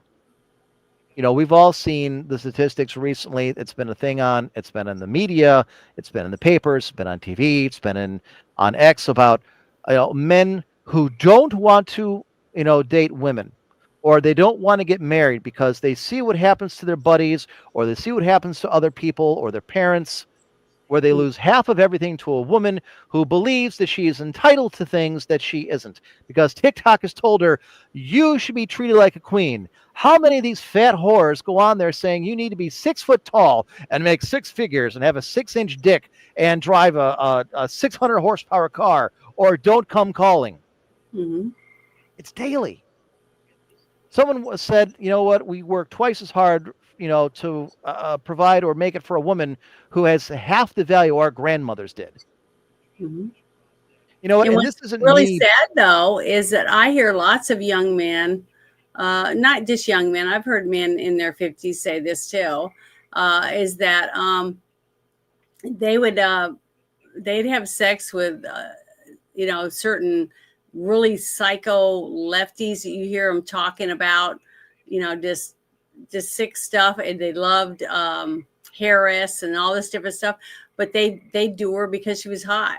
Okay, so Look, if you got Janet, a we've all guy, stuck our dick in crazy. All right. no, but what I'm trying to say is, how can a woman want to grow up as a young girl and want to be, pretty or ladylike, sit with her legs crossed, blah, blah, blah, learn to cook and want to be a wife when all she's told is that he's going to end up poking everything in town, and you're going to give all your best years to this guy, and then he's going to dump you for a younger woman, and you're not going to be able to take care of yourself. You're going to live in a cardboard box because you stayed home and took care of your kids. Because they're not just telling men, they're not just feeding them a bullshit line. They're feeding women the same thing. That's what I'm saying. Body count doesn't matter. No, Body positivity. It doesn't matter how fat you are or how many guys you've slept with. That doesn't make you. It doesn't define you as a woman or give you value. Yes, it does. One of the things that the Democrats don't understand is what they call bro culture. All right. All of a sudden, guys are going back to the gym. They're looking for self-improvement. They're lifting. They're getting themselves in shape. They're becoming runners. Rather than pouring their time and attention into finding a woman and making it the center of their life, they're working on themselves. When they talk about the syntax online and they don't understand how men talk, it's because there's no men in the Democratic Party. You ran Tim Walz out there as somehow that this is going to attract, the men. Guess what? He abandoned his own soldiers on the night before they shipped out to go to combat. Mm-hmm. I cannot think of anything less manly than leaving your own guys in the lurch. You're the damn command sergeant, and this is how you act? People that rely on you? You know what? The military, for the longest time was running these ads. You've seen them about the girl with the 2 moms who decides to join the military after she's up holding a sign about justice at a rally for gay rights, but now she's going to work a Patriot missile battery. And they don't understand why they can't get anybody to join the military. They had no idea why the last 4 years saw recruitment in the toilet across all 4 branches, getting down to catastrophic levels. Trump takes office. Those numbers rebound. Trump's not exactly out there, beating the drum for people to join the service. People just did. Mm-hmm. So well, the thing is, I'm one of those people that firmly believes, just like I said earlier, that you shouldn't lower standards for anyone to get a job. I don't care if it's boot camp, 6 weeks. I agree 100%. That's not the issue here. Well, it is in a way. The thing is that anything where you give somebody something and they didn't earn it, all you're doing is hurting all of us. You're hurting everyone, because you're lowering the standards for everybody's jobs. I don't disagree. But the problem with the military is this.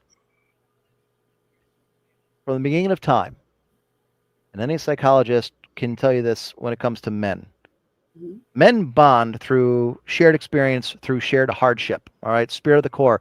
This is why men bond better than women, especially when it comes to sports or a team-oriented situation or the military. All right. You have guys that are all experiencing the same thing. You're all suffering, a boot camp and the hardships of it, or being deployed into the middle of a desert, and the hardships that come with it, the awful, temperature, sand everywhere, bugs biting you. Everybody is in it together. All right. You send your very best. When it comes time to fight, you send your Goliaths, not so much your Davids. You send your bruisers, your biggest, your baddest, your strongest. All right. because you're defending your nation or you're trying to conquer somebody else, or however the case may be. All right. Then you have the turnaround, and the military does the exact opposite. And they spend years catering to things, to people that aren't that. We don't want the best of us. We don't want men anymore. Now we want lesbians. We want gays. We want transgender, because they're spreading this message. This is what their generals and admirals thought that they wanted. This was the trend of the country. This is what they thought they were trying to get ahead of. And that isn't what happened. People want, the Democrats don't understand why Trump is more popular. Here's the thing. I know a lot of guys who are more liberal than they are conservative, who didn't necessarily vote for Trump. They just didn't vote this last time because they're tired of being compared to women, or being told that women are just as good of soldiers as they are, or just as good as cops, or that they can do. Can I jump in for a second? Sure. I'm going to agree with you, but I think there's a little more to it than that, honestly. And I'm a woman, okay? I'll get into that, but go ahead. If I went to boot camp, okay, and you had one of those joint boot camps where there's men and women, and they have to go through the being gassed, and they have to crawl with their weapon underneath barbed wire and over things and stuff like that, in mud and all that different stuff. And I knew that the women were being pushed to a different course, on the same field, but doing an easier course, okay, than the men were. Okay, now we're called out. We're going to real combat, and I see one of the women I knew I was in boot camp with, and am I going to want her on my team? No. Nope. I'm not going to want her on my team, simply for the fact that if we're in real battle, she's not going to be able to make it. She's going to drag the rest of my team down. She is a liability. She's a weakness in the chain. So to me, I can understand why a real man that doesn't want to see people dying. He wants to see them kicking ass, taking names, and leaving with all his buddies that helped keep him alive. I wouldn't want those women on my team. And a man so who wants to defend his basically, nation. the people who forced that upon any soldiers at all, whether it was men and women being forced to go through something like that, knowing the people who trained those women and those men doing those things knew that those women were not qualified to do those jobs when they sent them over there to be in combat.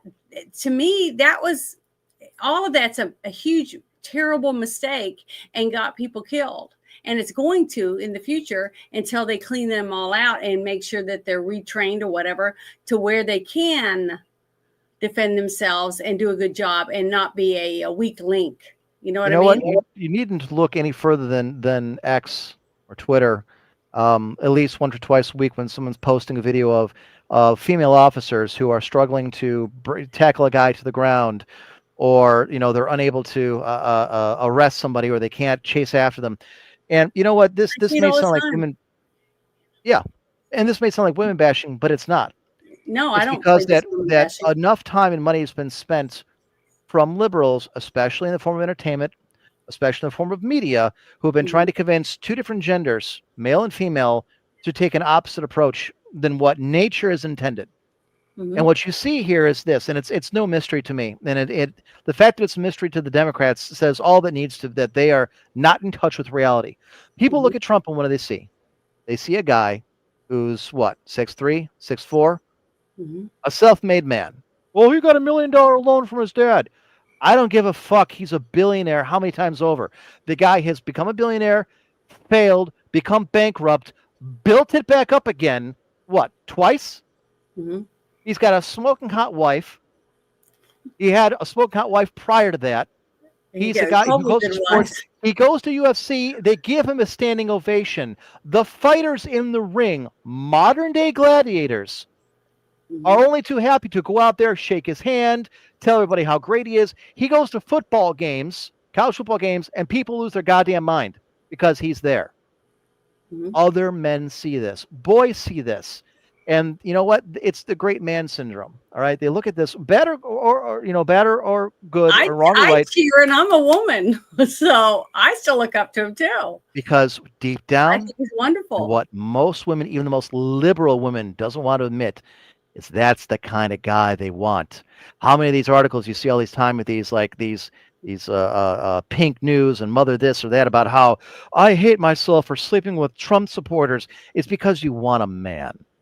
When it comes right down to it, that's what you want. Mhm. All right. But other men see Trump, and whether they realize it or not, they're seeing the ideal of what the great man is. Is he a good guy? Not in every single thing. Guess what? No one's a saint. No great man throughout history was good all the way through and through. There's Mhm. nothing better than grade A pussy. You know what? He's right. And any guy listening to this knows that. Yeah, that's true.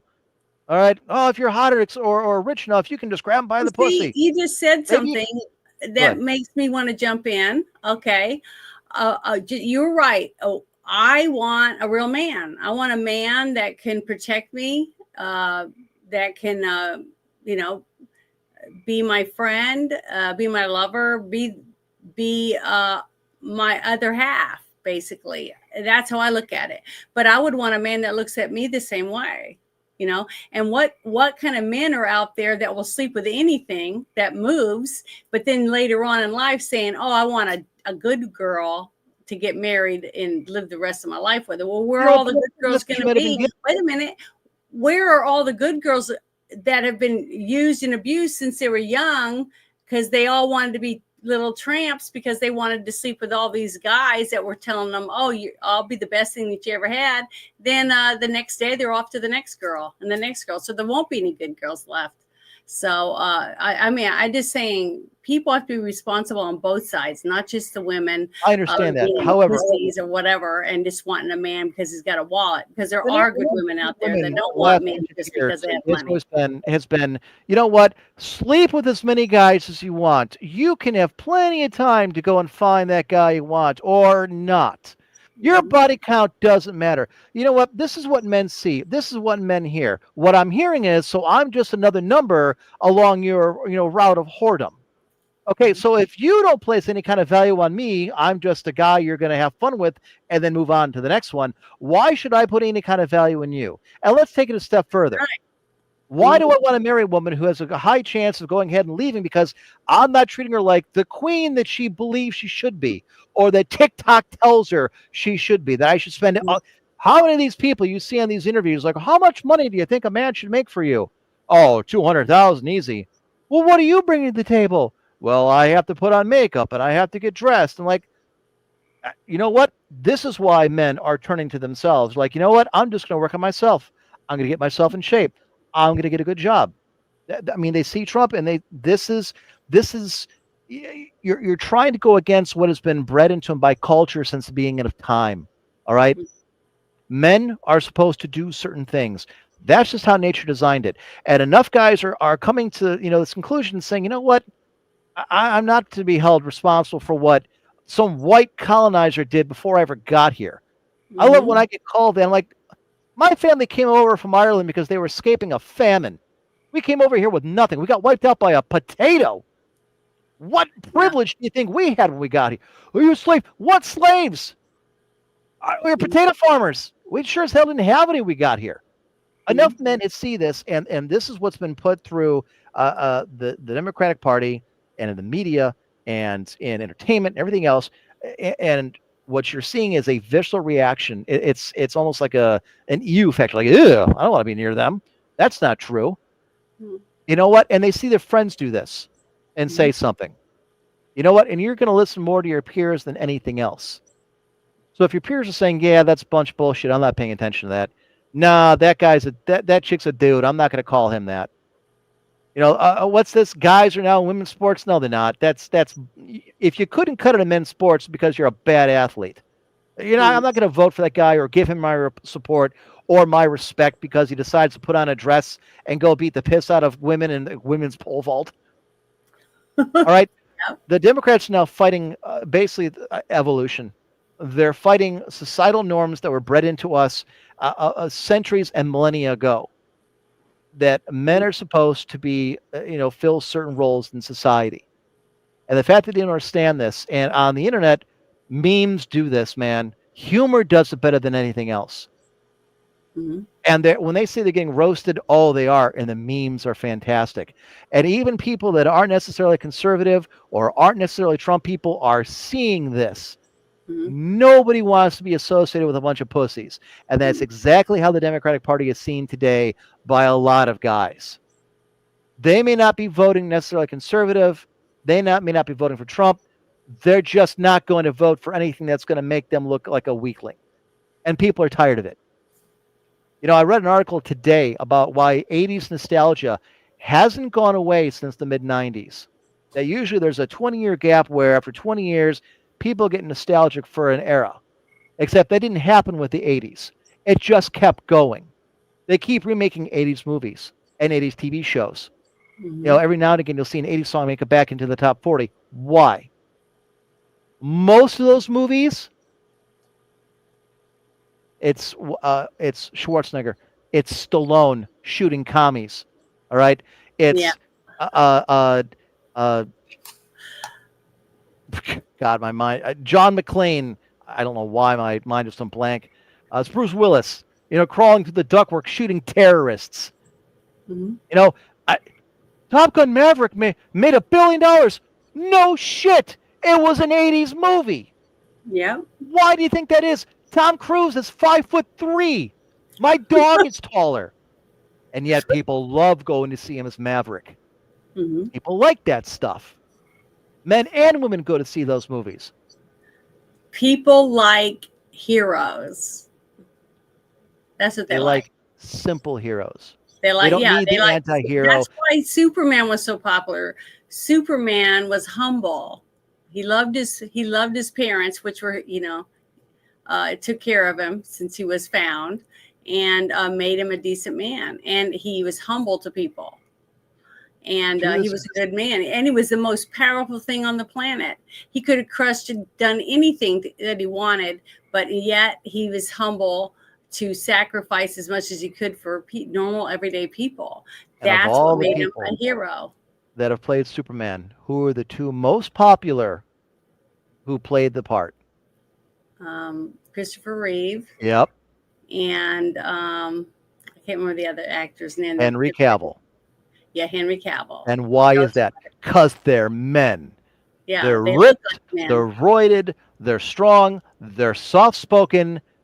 But, I mean, these are guys that you want to look like. This is the ideal, all right? There's a reason why.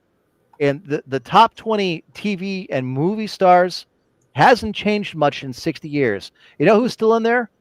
John Wayne, Clint Eastwood. Gene Hackman. Hackman's not in there, believe it or not. He's not? Nope. Charles Bronson. Mm-hmm. Guys, they're tough sons of bitches.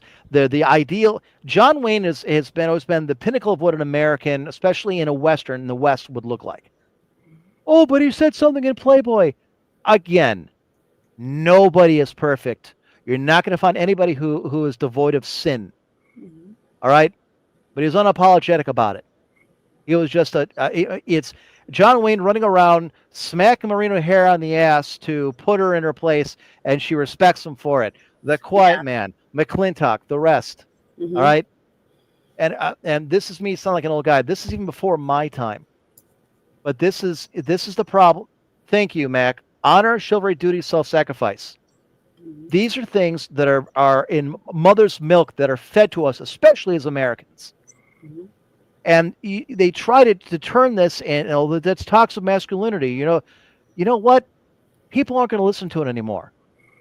You can spend $20 million to try and learn lead speak and how to talk to people like they do in games, but you don't understand why. Mm-hmm. You know who sounds like that? Parrots can do that. I can teach a parrot to say anything. I can teach a parrot to talk like some kid on Fortnite. That doesn't mean the parrot understands what the hell it's saying. No. And you know what? When you hear it, everybody knows it's a parrot. Mm-hmm. All right? It's no different here. Men are tired of it. All you do is take your remote control right now and change channels when the news is on, and it doesn't matter what channel the news is on. They're pretty much saying and re-parroting the same exact words, almost word for word. Same stories, same talking points. Yeah, that's exactly it, because they are making sure you'll the viewer are in line and believing whatever it is, the narrative that they're trying to push. And it's up to us to dig deeper and try to find out what the real narrative is, what's really going on. Here's what the and Democrats not should just do. believe everything they tell us. Go ahead. And this Sorry. is free advice. Yeah. Men are going to listen to their peers and their friends first and foremost. What's that? You're going to the gym. Damn, you're looking good. Hey, can you show me how to do that? Sure. You guys are playing softball? You got room on your team? Yeah, come play softball. All right? Kind of the same thing. The whole locker room talk, yeah. I've been in enough locker rooms in my life. I've played sports my entire life. That's exactly how guys talk. Do we do that in polite company? No. Do we do it in front of people we don't know? No. But our teammates, our friends, people we're familiar with, yeah, that's how guys talk, because that's how guys bond. If the Democrats are smart, what they would say is, you know what? We need men to step up and protect our women and their biological rights.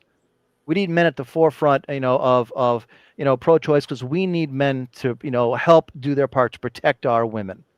All right. We need, men to fulfill their natural God-given role as providers, and we need you to help provide so that women can go out there, and fight for their stuff, fight for their own, roles. If that's really what they want to push, is that kind of narrative about, say, abortion rights, that's how they need to go about it. When you go and tell men, shut up, put the pussy hat on there and get out there and protest everybody else, they're not going to do it, man. You know what? And it doesn't matter if it's white or Hispanic or black. When you get right down to it, at least in Western culture, men are men. If you're going to ask them to take on a role or a duty or something that isn't natural, that isn't something that they would normally do instinctively, they're not going to. They're going to be naturally averse to it. And it doesn't matter if you start young by telling them that they're bad and this, that, and the other. Yeah. What the Democrats need to do is to tell men, we need you guys in here. We need you to be the shield, for the party. We need you guys, tanking for us. So, going out there, we need you to do the protesting. We need you to be in charge of setting up the groups to go out there and push environmental science. We need you to get up there and shield that koala from the evil Captain Planet-esque guy who just wants to tear down the forest and turn it into a charcoal factory. Mm-hmm. They talk about authenticity, Janet, in that article, and it's right. And it goes back to the parrot analogy. No one's going to believe you, especially now that we all know that you're paying $20 million to figure out how people think. If you need to spend $20 million to understand how men have thought going back to the beginning of civilization, then you are a lost cause. You are so devoid and so tone deaf that you have nothing of value to tell any man, regardless of age or background or what have you. Mm-hmm. You are an empty suit. The Democratic Party right now is exactly that. I talked about it on the show, in the Friday show a couple weeks ago. If you had to name one plank in the Democratic platform heading into the midterms or the presidential in 2028, could you do it? And we all collectively said, well, no. Other than we're not Trump. That is literally the only thing they have to come to the table. If you want to turn men to your side, men like a plan.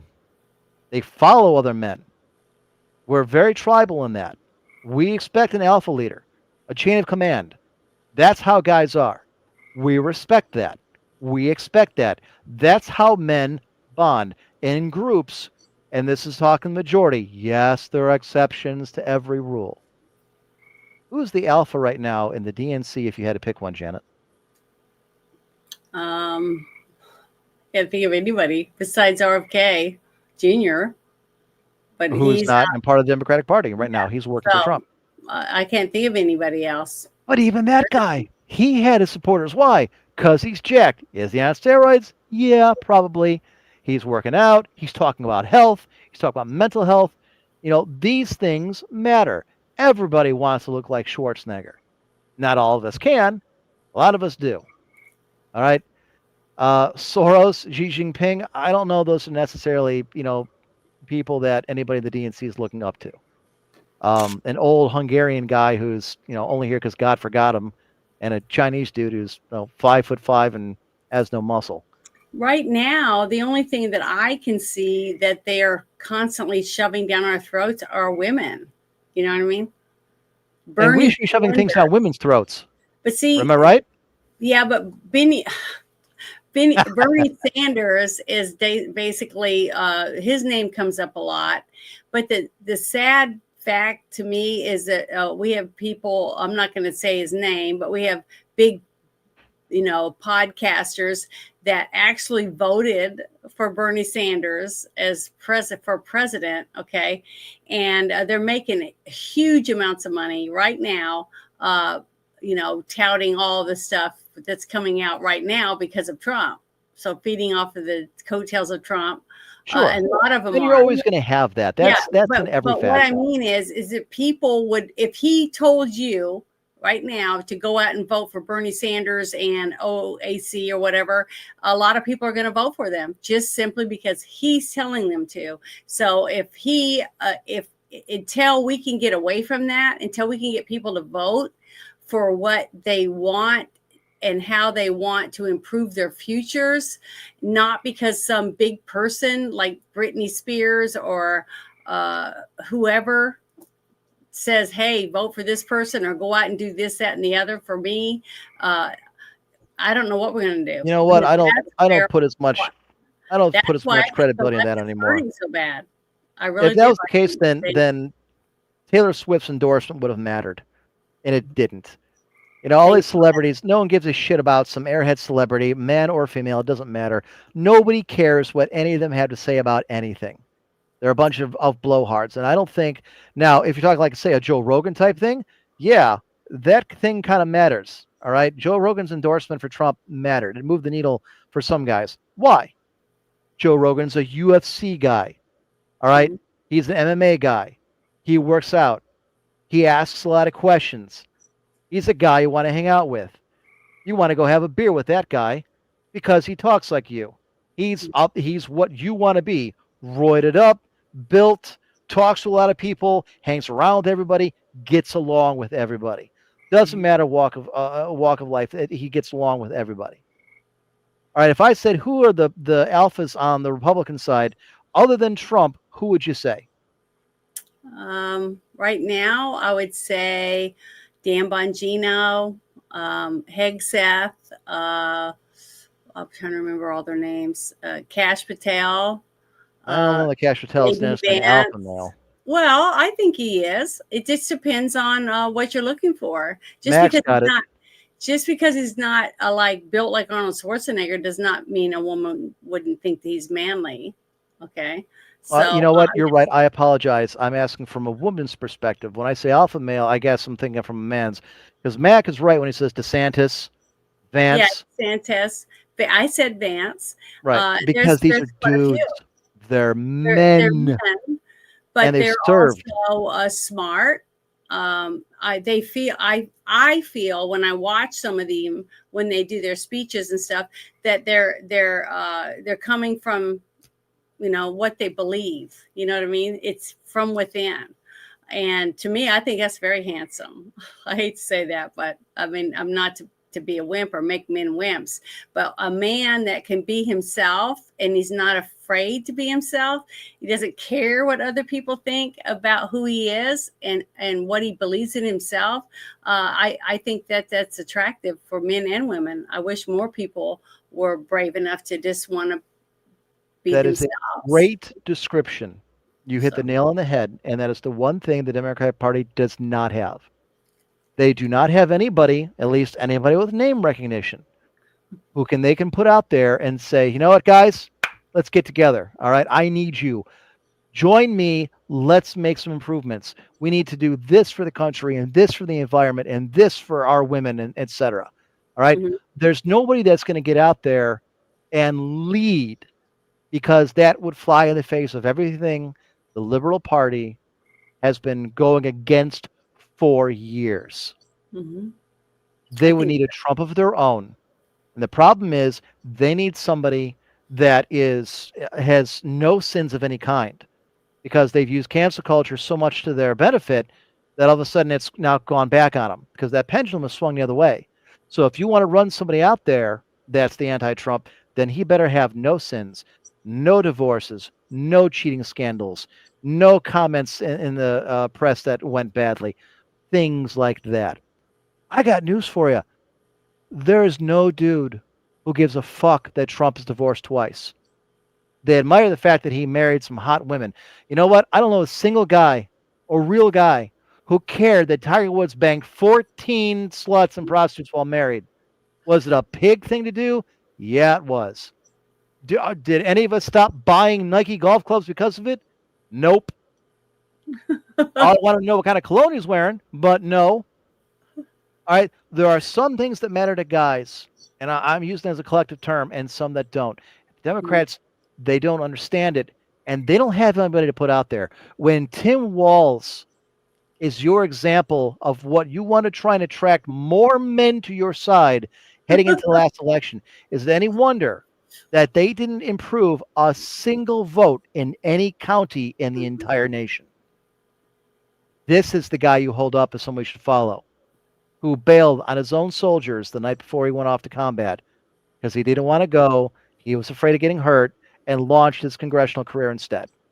Well, a lot of people think that the governor of California is one of the people they're going to probably try to push forward, Gavin Newsom. You can. Because he's hot and he's tall and they, blah, blah, blah. But I don't think he's it's a smarmy looking fuck, and everybody knows it. And any guy can look through that and say, this guy and is... the guy they just got rid of in Canada, what was his name?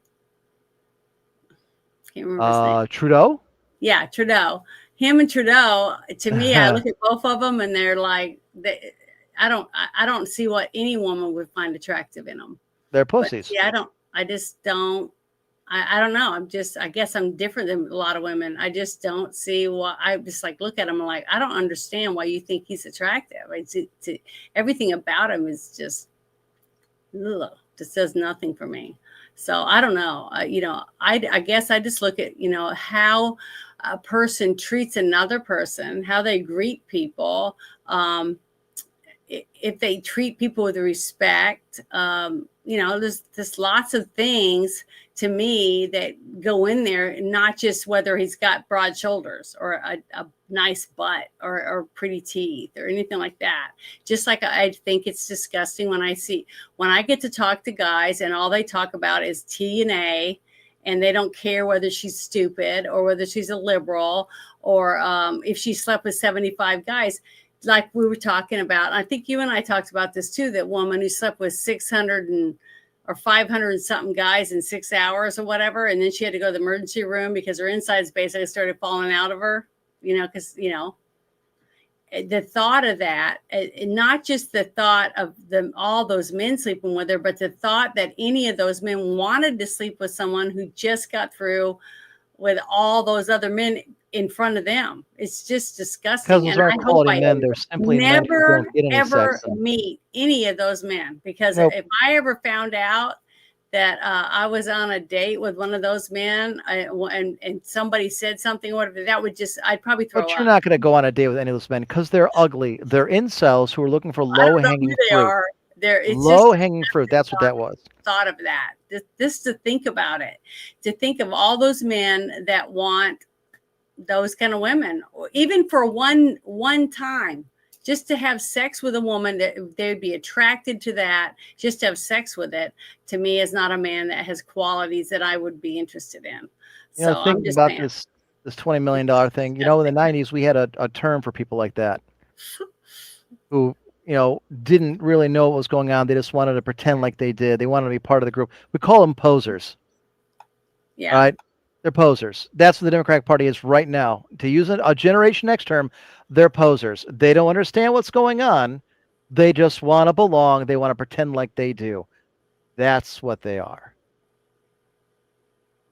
And I don't see a way forward. I think that they've shot themselves in the foot. By the New York Times running this, I think that they have fucked themselves. No one's going to believe any of this shit. I hope you're right. I really do. But I'm afraid that I think there's a lot more people that would just step back in line and be ready to pull the lever for them again. That's what's scary to me. For money or for whatever, I don't know what reason. Nobody could pay me enough money to vote for any of those people. So I don't know what they'd have to do to get people to vote for them, but there are still people that, I mean, I'm getting enough hate on my channels just because I can tell you they hate me because of my point of view. So they'll vote for them. So I don't know what they're getting out of it, but I just don't understand it. It doesn't make any sense to me. There's always going to be that segment that will vote their way, that are ideologically, in lockstep with them. I'm just talking the amount of men that they have lost, and the numbers they're quoting are 60% or more. I've seen it as much as 81% of guys, just of men in general, just did not vote that way. Not just Biden or even their local elections.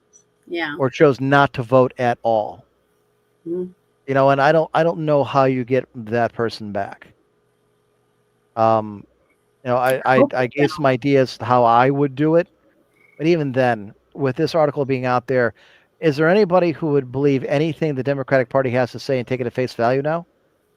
No, because their posters, they're deliberately going to parrot, talking points or how somebody talks, just so they can. You know what? It reminds me of that comedy bit with Steve Buscemi, when he dresses up as he goes to high school and he's got the hat on backwards. He's got the skateboard, like, "Hello, fellow kids," or fellow high school. That's the Democratic Party today. You see him going and joining a lobby in Helldivers or Space Marine too, like, "Hello, fellow men. What do you think about that Biden, huh?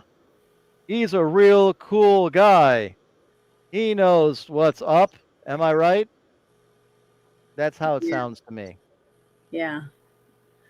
It's scary to me, though, because I still believe there's a lot of people out there that will push whatever they're told to by this agenda because they hate people like me and Trump and other conservatives enough to do whatever it takes. Well, yeah, but those people have always existed. Those people will always exist. But you know what? Those people are out of power now because of this, of what they've done. Now, in 2026, 2028, there are many factors going into it. We're simply talking about one, demographic, one dynamic of this.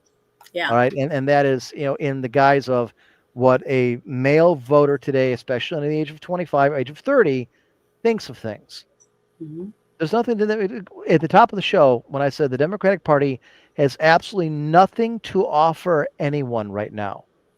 Not a minority, not a young person, not an older person. They have nothing. They have no plan. They have nothing to offer. Mm-mm. All right. Oh, more handouts, more handouts, more handouts. I think other than the latest people we talked about, I don't think that goes far anymore because no one believes them. And everybody understands that there is a cost that has to be paid at some point for that handout. Now, a lot of people, like myself, are tired of paying for handouts for anybody. Yeah, I That's am. a whole different discussion. 100%. But yeah, I 100% agree. Shinzan's right.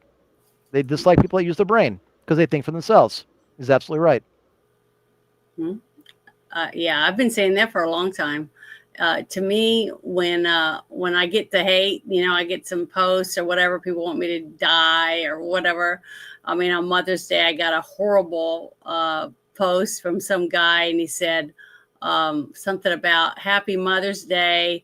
It's too bad I can't understand a word you're saying because you have Trump's dick in your mouth," and it's shit like that. That's the kind of stuff I get, and they apparently believe that it's going to keep me from doing this or something. I don't know what they think they're getting out of it, but that person is going to vote anything opposite of me, no matter what. And I can tell that just because a person that would say that to me is not a good person. And I'm sure they don't treat other people good.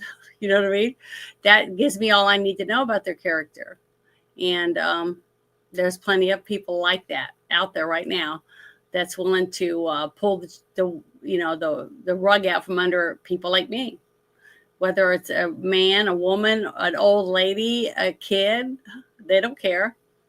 They just don't want me to win or us to win. So we have a long road to hoe to make sure that we get some things taken care of, so those type of people don't get their their talents back in, and like they had for the 4 years that Biden was president. You know what I mean? That's what I'm worried about. Is people become complacent and say, well, time's gone by. I think they learned their lesson. That same old stuff. Well, and keep in mind too, it's a cycle in American politics that people don't like the same party being in power for long periods of time. At least at the federal level, they prefer giving the other side a shot. Like, all right, you guys have been here for a while. We'll give somebody else a chance. And that's going to happen. I'm not saying that the Republicans hold in the next 2 elections. I'm just saying in this specific demographic, in this specific situation, I don't see that's a group that comes back to the Democratic Party easily or anytime soon. Well, I hope you're right. I mean, I try to stand up for truth. I mean, even if I don't care if it's a Republican or a Democrat, if they break the law and we have that proof, then we should take them to court, just like they would us. Okay, we aren't above the law, so they shouldn't be above the law. And I think the way our forefathers set up our country, we should follow through with it and try to keep it as even as we possibly can, and not let a person say, well, here's $50, do this for me, and get away with it. I just wish people had more respect for themselves and had to look at themselves in the mirror, realize that I have to live with what I did for the rest of my life. So I'm not going to take any amount of money, because one day when I die, there is no money. You see what I mean? You have to face the facts. You have to face the truth when you're no longer on this earth. And I don't ever want to have to deal with anything like that. So, but that's personal responsibility. And as you know, these days, that's kind of a rare commodity. Well, I wish it wasn't.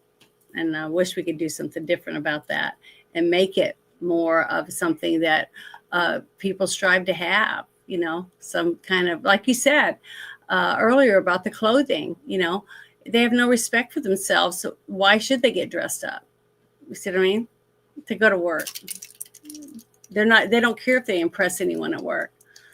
They don't even care what they look like. You know what I'm saying? So that's sad.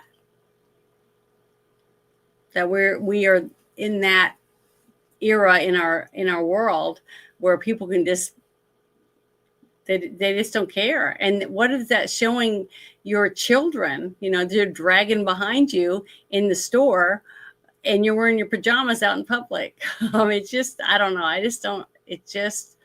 think eventually things will reset themselves. Generally, that happens. It may take a while, but I think, and I'm confident at some point. Maybe. Oh, that's scary. Well, I guess I won't live long enough to see it fixed, because I'm not going to live a couple more generations, I don't think. But see. Well, I appreciate you letting me do my rant-a-thon. That's the majority of what I. It was all good stuff. It was all true stuff. It was all real. It is happening just like that. We're seeing it. All of us are seeing it. Any person that wants to be honest with what's going on. I'm just hoping that the men that have left the party, okay, whether they went to the Libertarian Party or whatever party they decided to go to when they left, I just hope they don't ever go back. That's what I really hope, because after I saw all the uproar over the whole stuff with the football teams and the people saying, well, I'm not going to watch it anymore. I'm going to quit watching it because of this, that, and the other, because they took a knee and they did this, that, and the other with the Pledge of Allegiance. And, I have no respect for football, blah, blah, blah. And it wasn't even 6 months later, and they're all watching it again. So it didn't last long enough to make a difference. So that's what I'm worried about. I'm worried that these young people are leaving the left right now. All these men are leaving the left because it's cool. It's to say that they're for Trump or they're not behind the Democratic Party because they're not there for men or this, that, and the other. But it's a trend. That's what I'm worried about. I'm hoping it isn't a trend, that they mean what they say and they stick to their guns. Because if they do, then we will see a change in the future. We will see them say, well, we have to gut this thing, clean it all up and put it back together and give it some structure and some backbone where people can actually be themselves. Hopefully if they do that, then we might see an actual party that is worth having around. That is, and sometimes you need the proverbial forest fire to clear everything out to allow fresh growth and things to get back to normal. Well, hopefully that's what's going to happen. So we'll see, though. Time will tell, like it does everything. But thank you so much for joining me tonight and wanting to share this important information with other people. It was fun. I appreciate you having me on. Well, it was great. I enjoyed it. And I also want to say thank you to everybody in the chat for hanging out with us and listening to us go back and forth. But I thought it was a good topic, you know, even as a woman, because I want strong men. You know, I think our foundation was built by strong men, you know, that loved their women, that was good to their women, that protected their women, and their women wanted to be protected and wanted to be there for their men, to make them successful. And I think we could rebuild a whole lot when it comes to families if we can start getting men and women working side by side again to bring back those types of I don't know what the word is. I guess we're blank because I'm so tired. But to bring back morals, you know, in families and bring back family values. I've been saying that for a while because I think it's important, and we've lacked that so bad that I don't know if we can get it back. I want to, but I see so many people out there, just like you said, like my own self. I go to the gym all the time just to work out my frustrations because, you know, how else are you supposed to do that? I don't want to go out and drink, and I don't want to do drugs, and I don't want to be, I beat up homeless people. It's just really sad. But, you know, getting better, getting healthier, taking care of yourself so that you can help others, that's always a good thing. I'm not going to diss anyone that wants to focus on themselves and make themselves healthier and put themselves in a better place in their own life. Because then once you're in you can look at yourself in the mirror and say, wow, you know, I've worked really hard to be where I am today. Now you're ready to expand that to others. And hopefully we can all do that, work on ourselves, and then we'll be able to help other people once we're in a stable position in our own lives. You know what I mean? Time will tell, and we're really not going to know until, you know, we get down 5, 10, 15 years and see where we are. Yeah, you're right. But thank you, everyone. And I hope you guys have a wonderful Fridays coming up tomorrow and a great weekend, I hope. So you guys have a wonderful promote your show. Night. Oh, which one? Oh, tomorrow night. Show.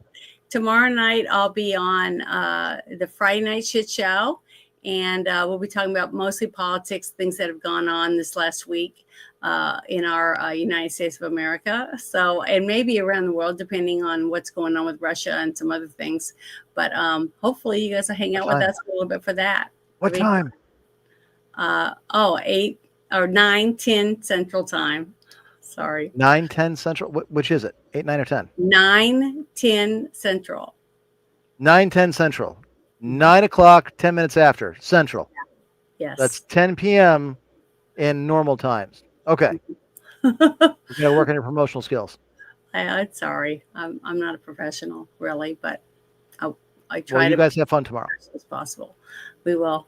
Hopefully, if everybody shows up. So we'll see. Tell Ruben to keep his shirt on. You know how he is. Yeah. But thanks a lot. I appreciate it. And I hope everybody has a wonderful rest of your evening, because I don't know how late it is where you're at.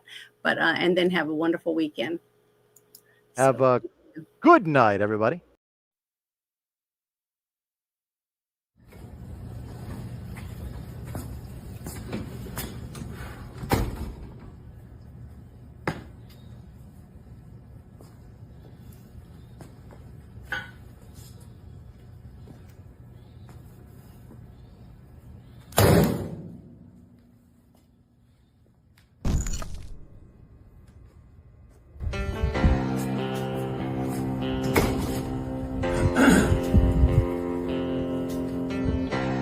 First off, let me convey to my family, friends, and supporters that now is not the time to gloat.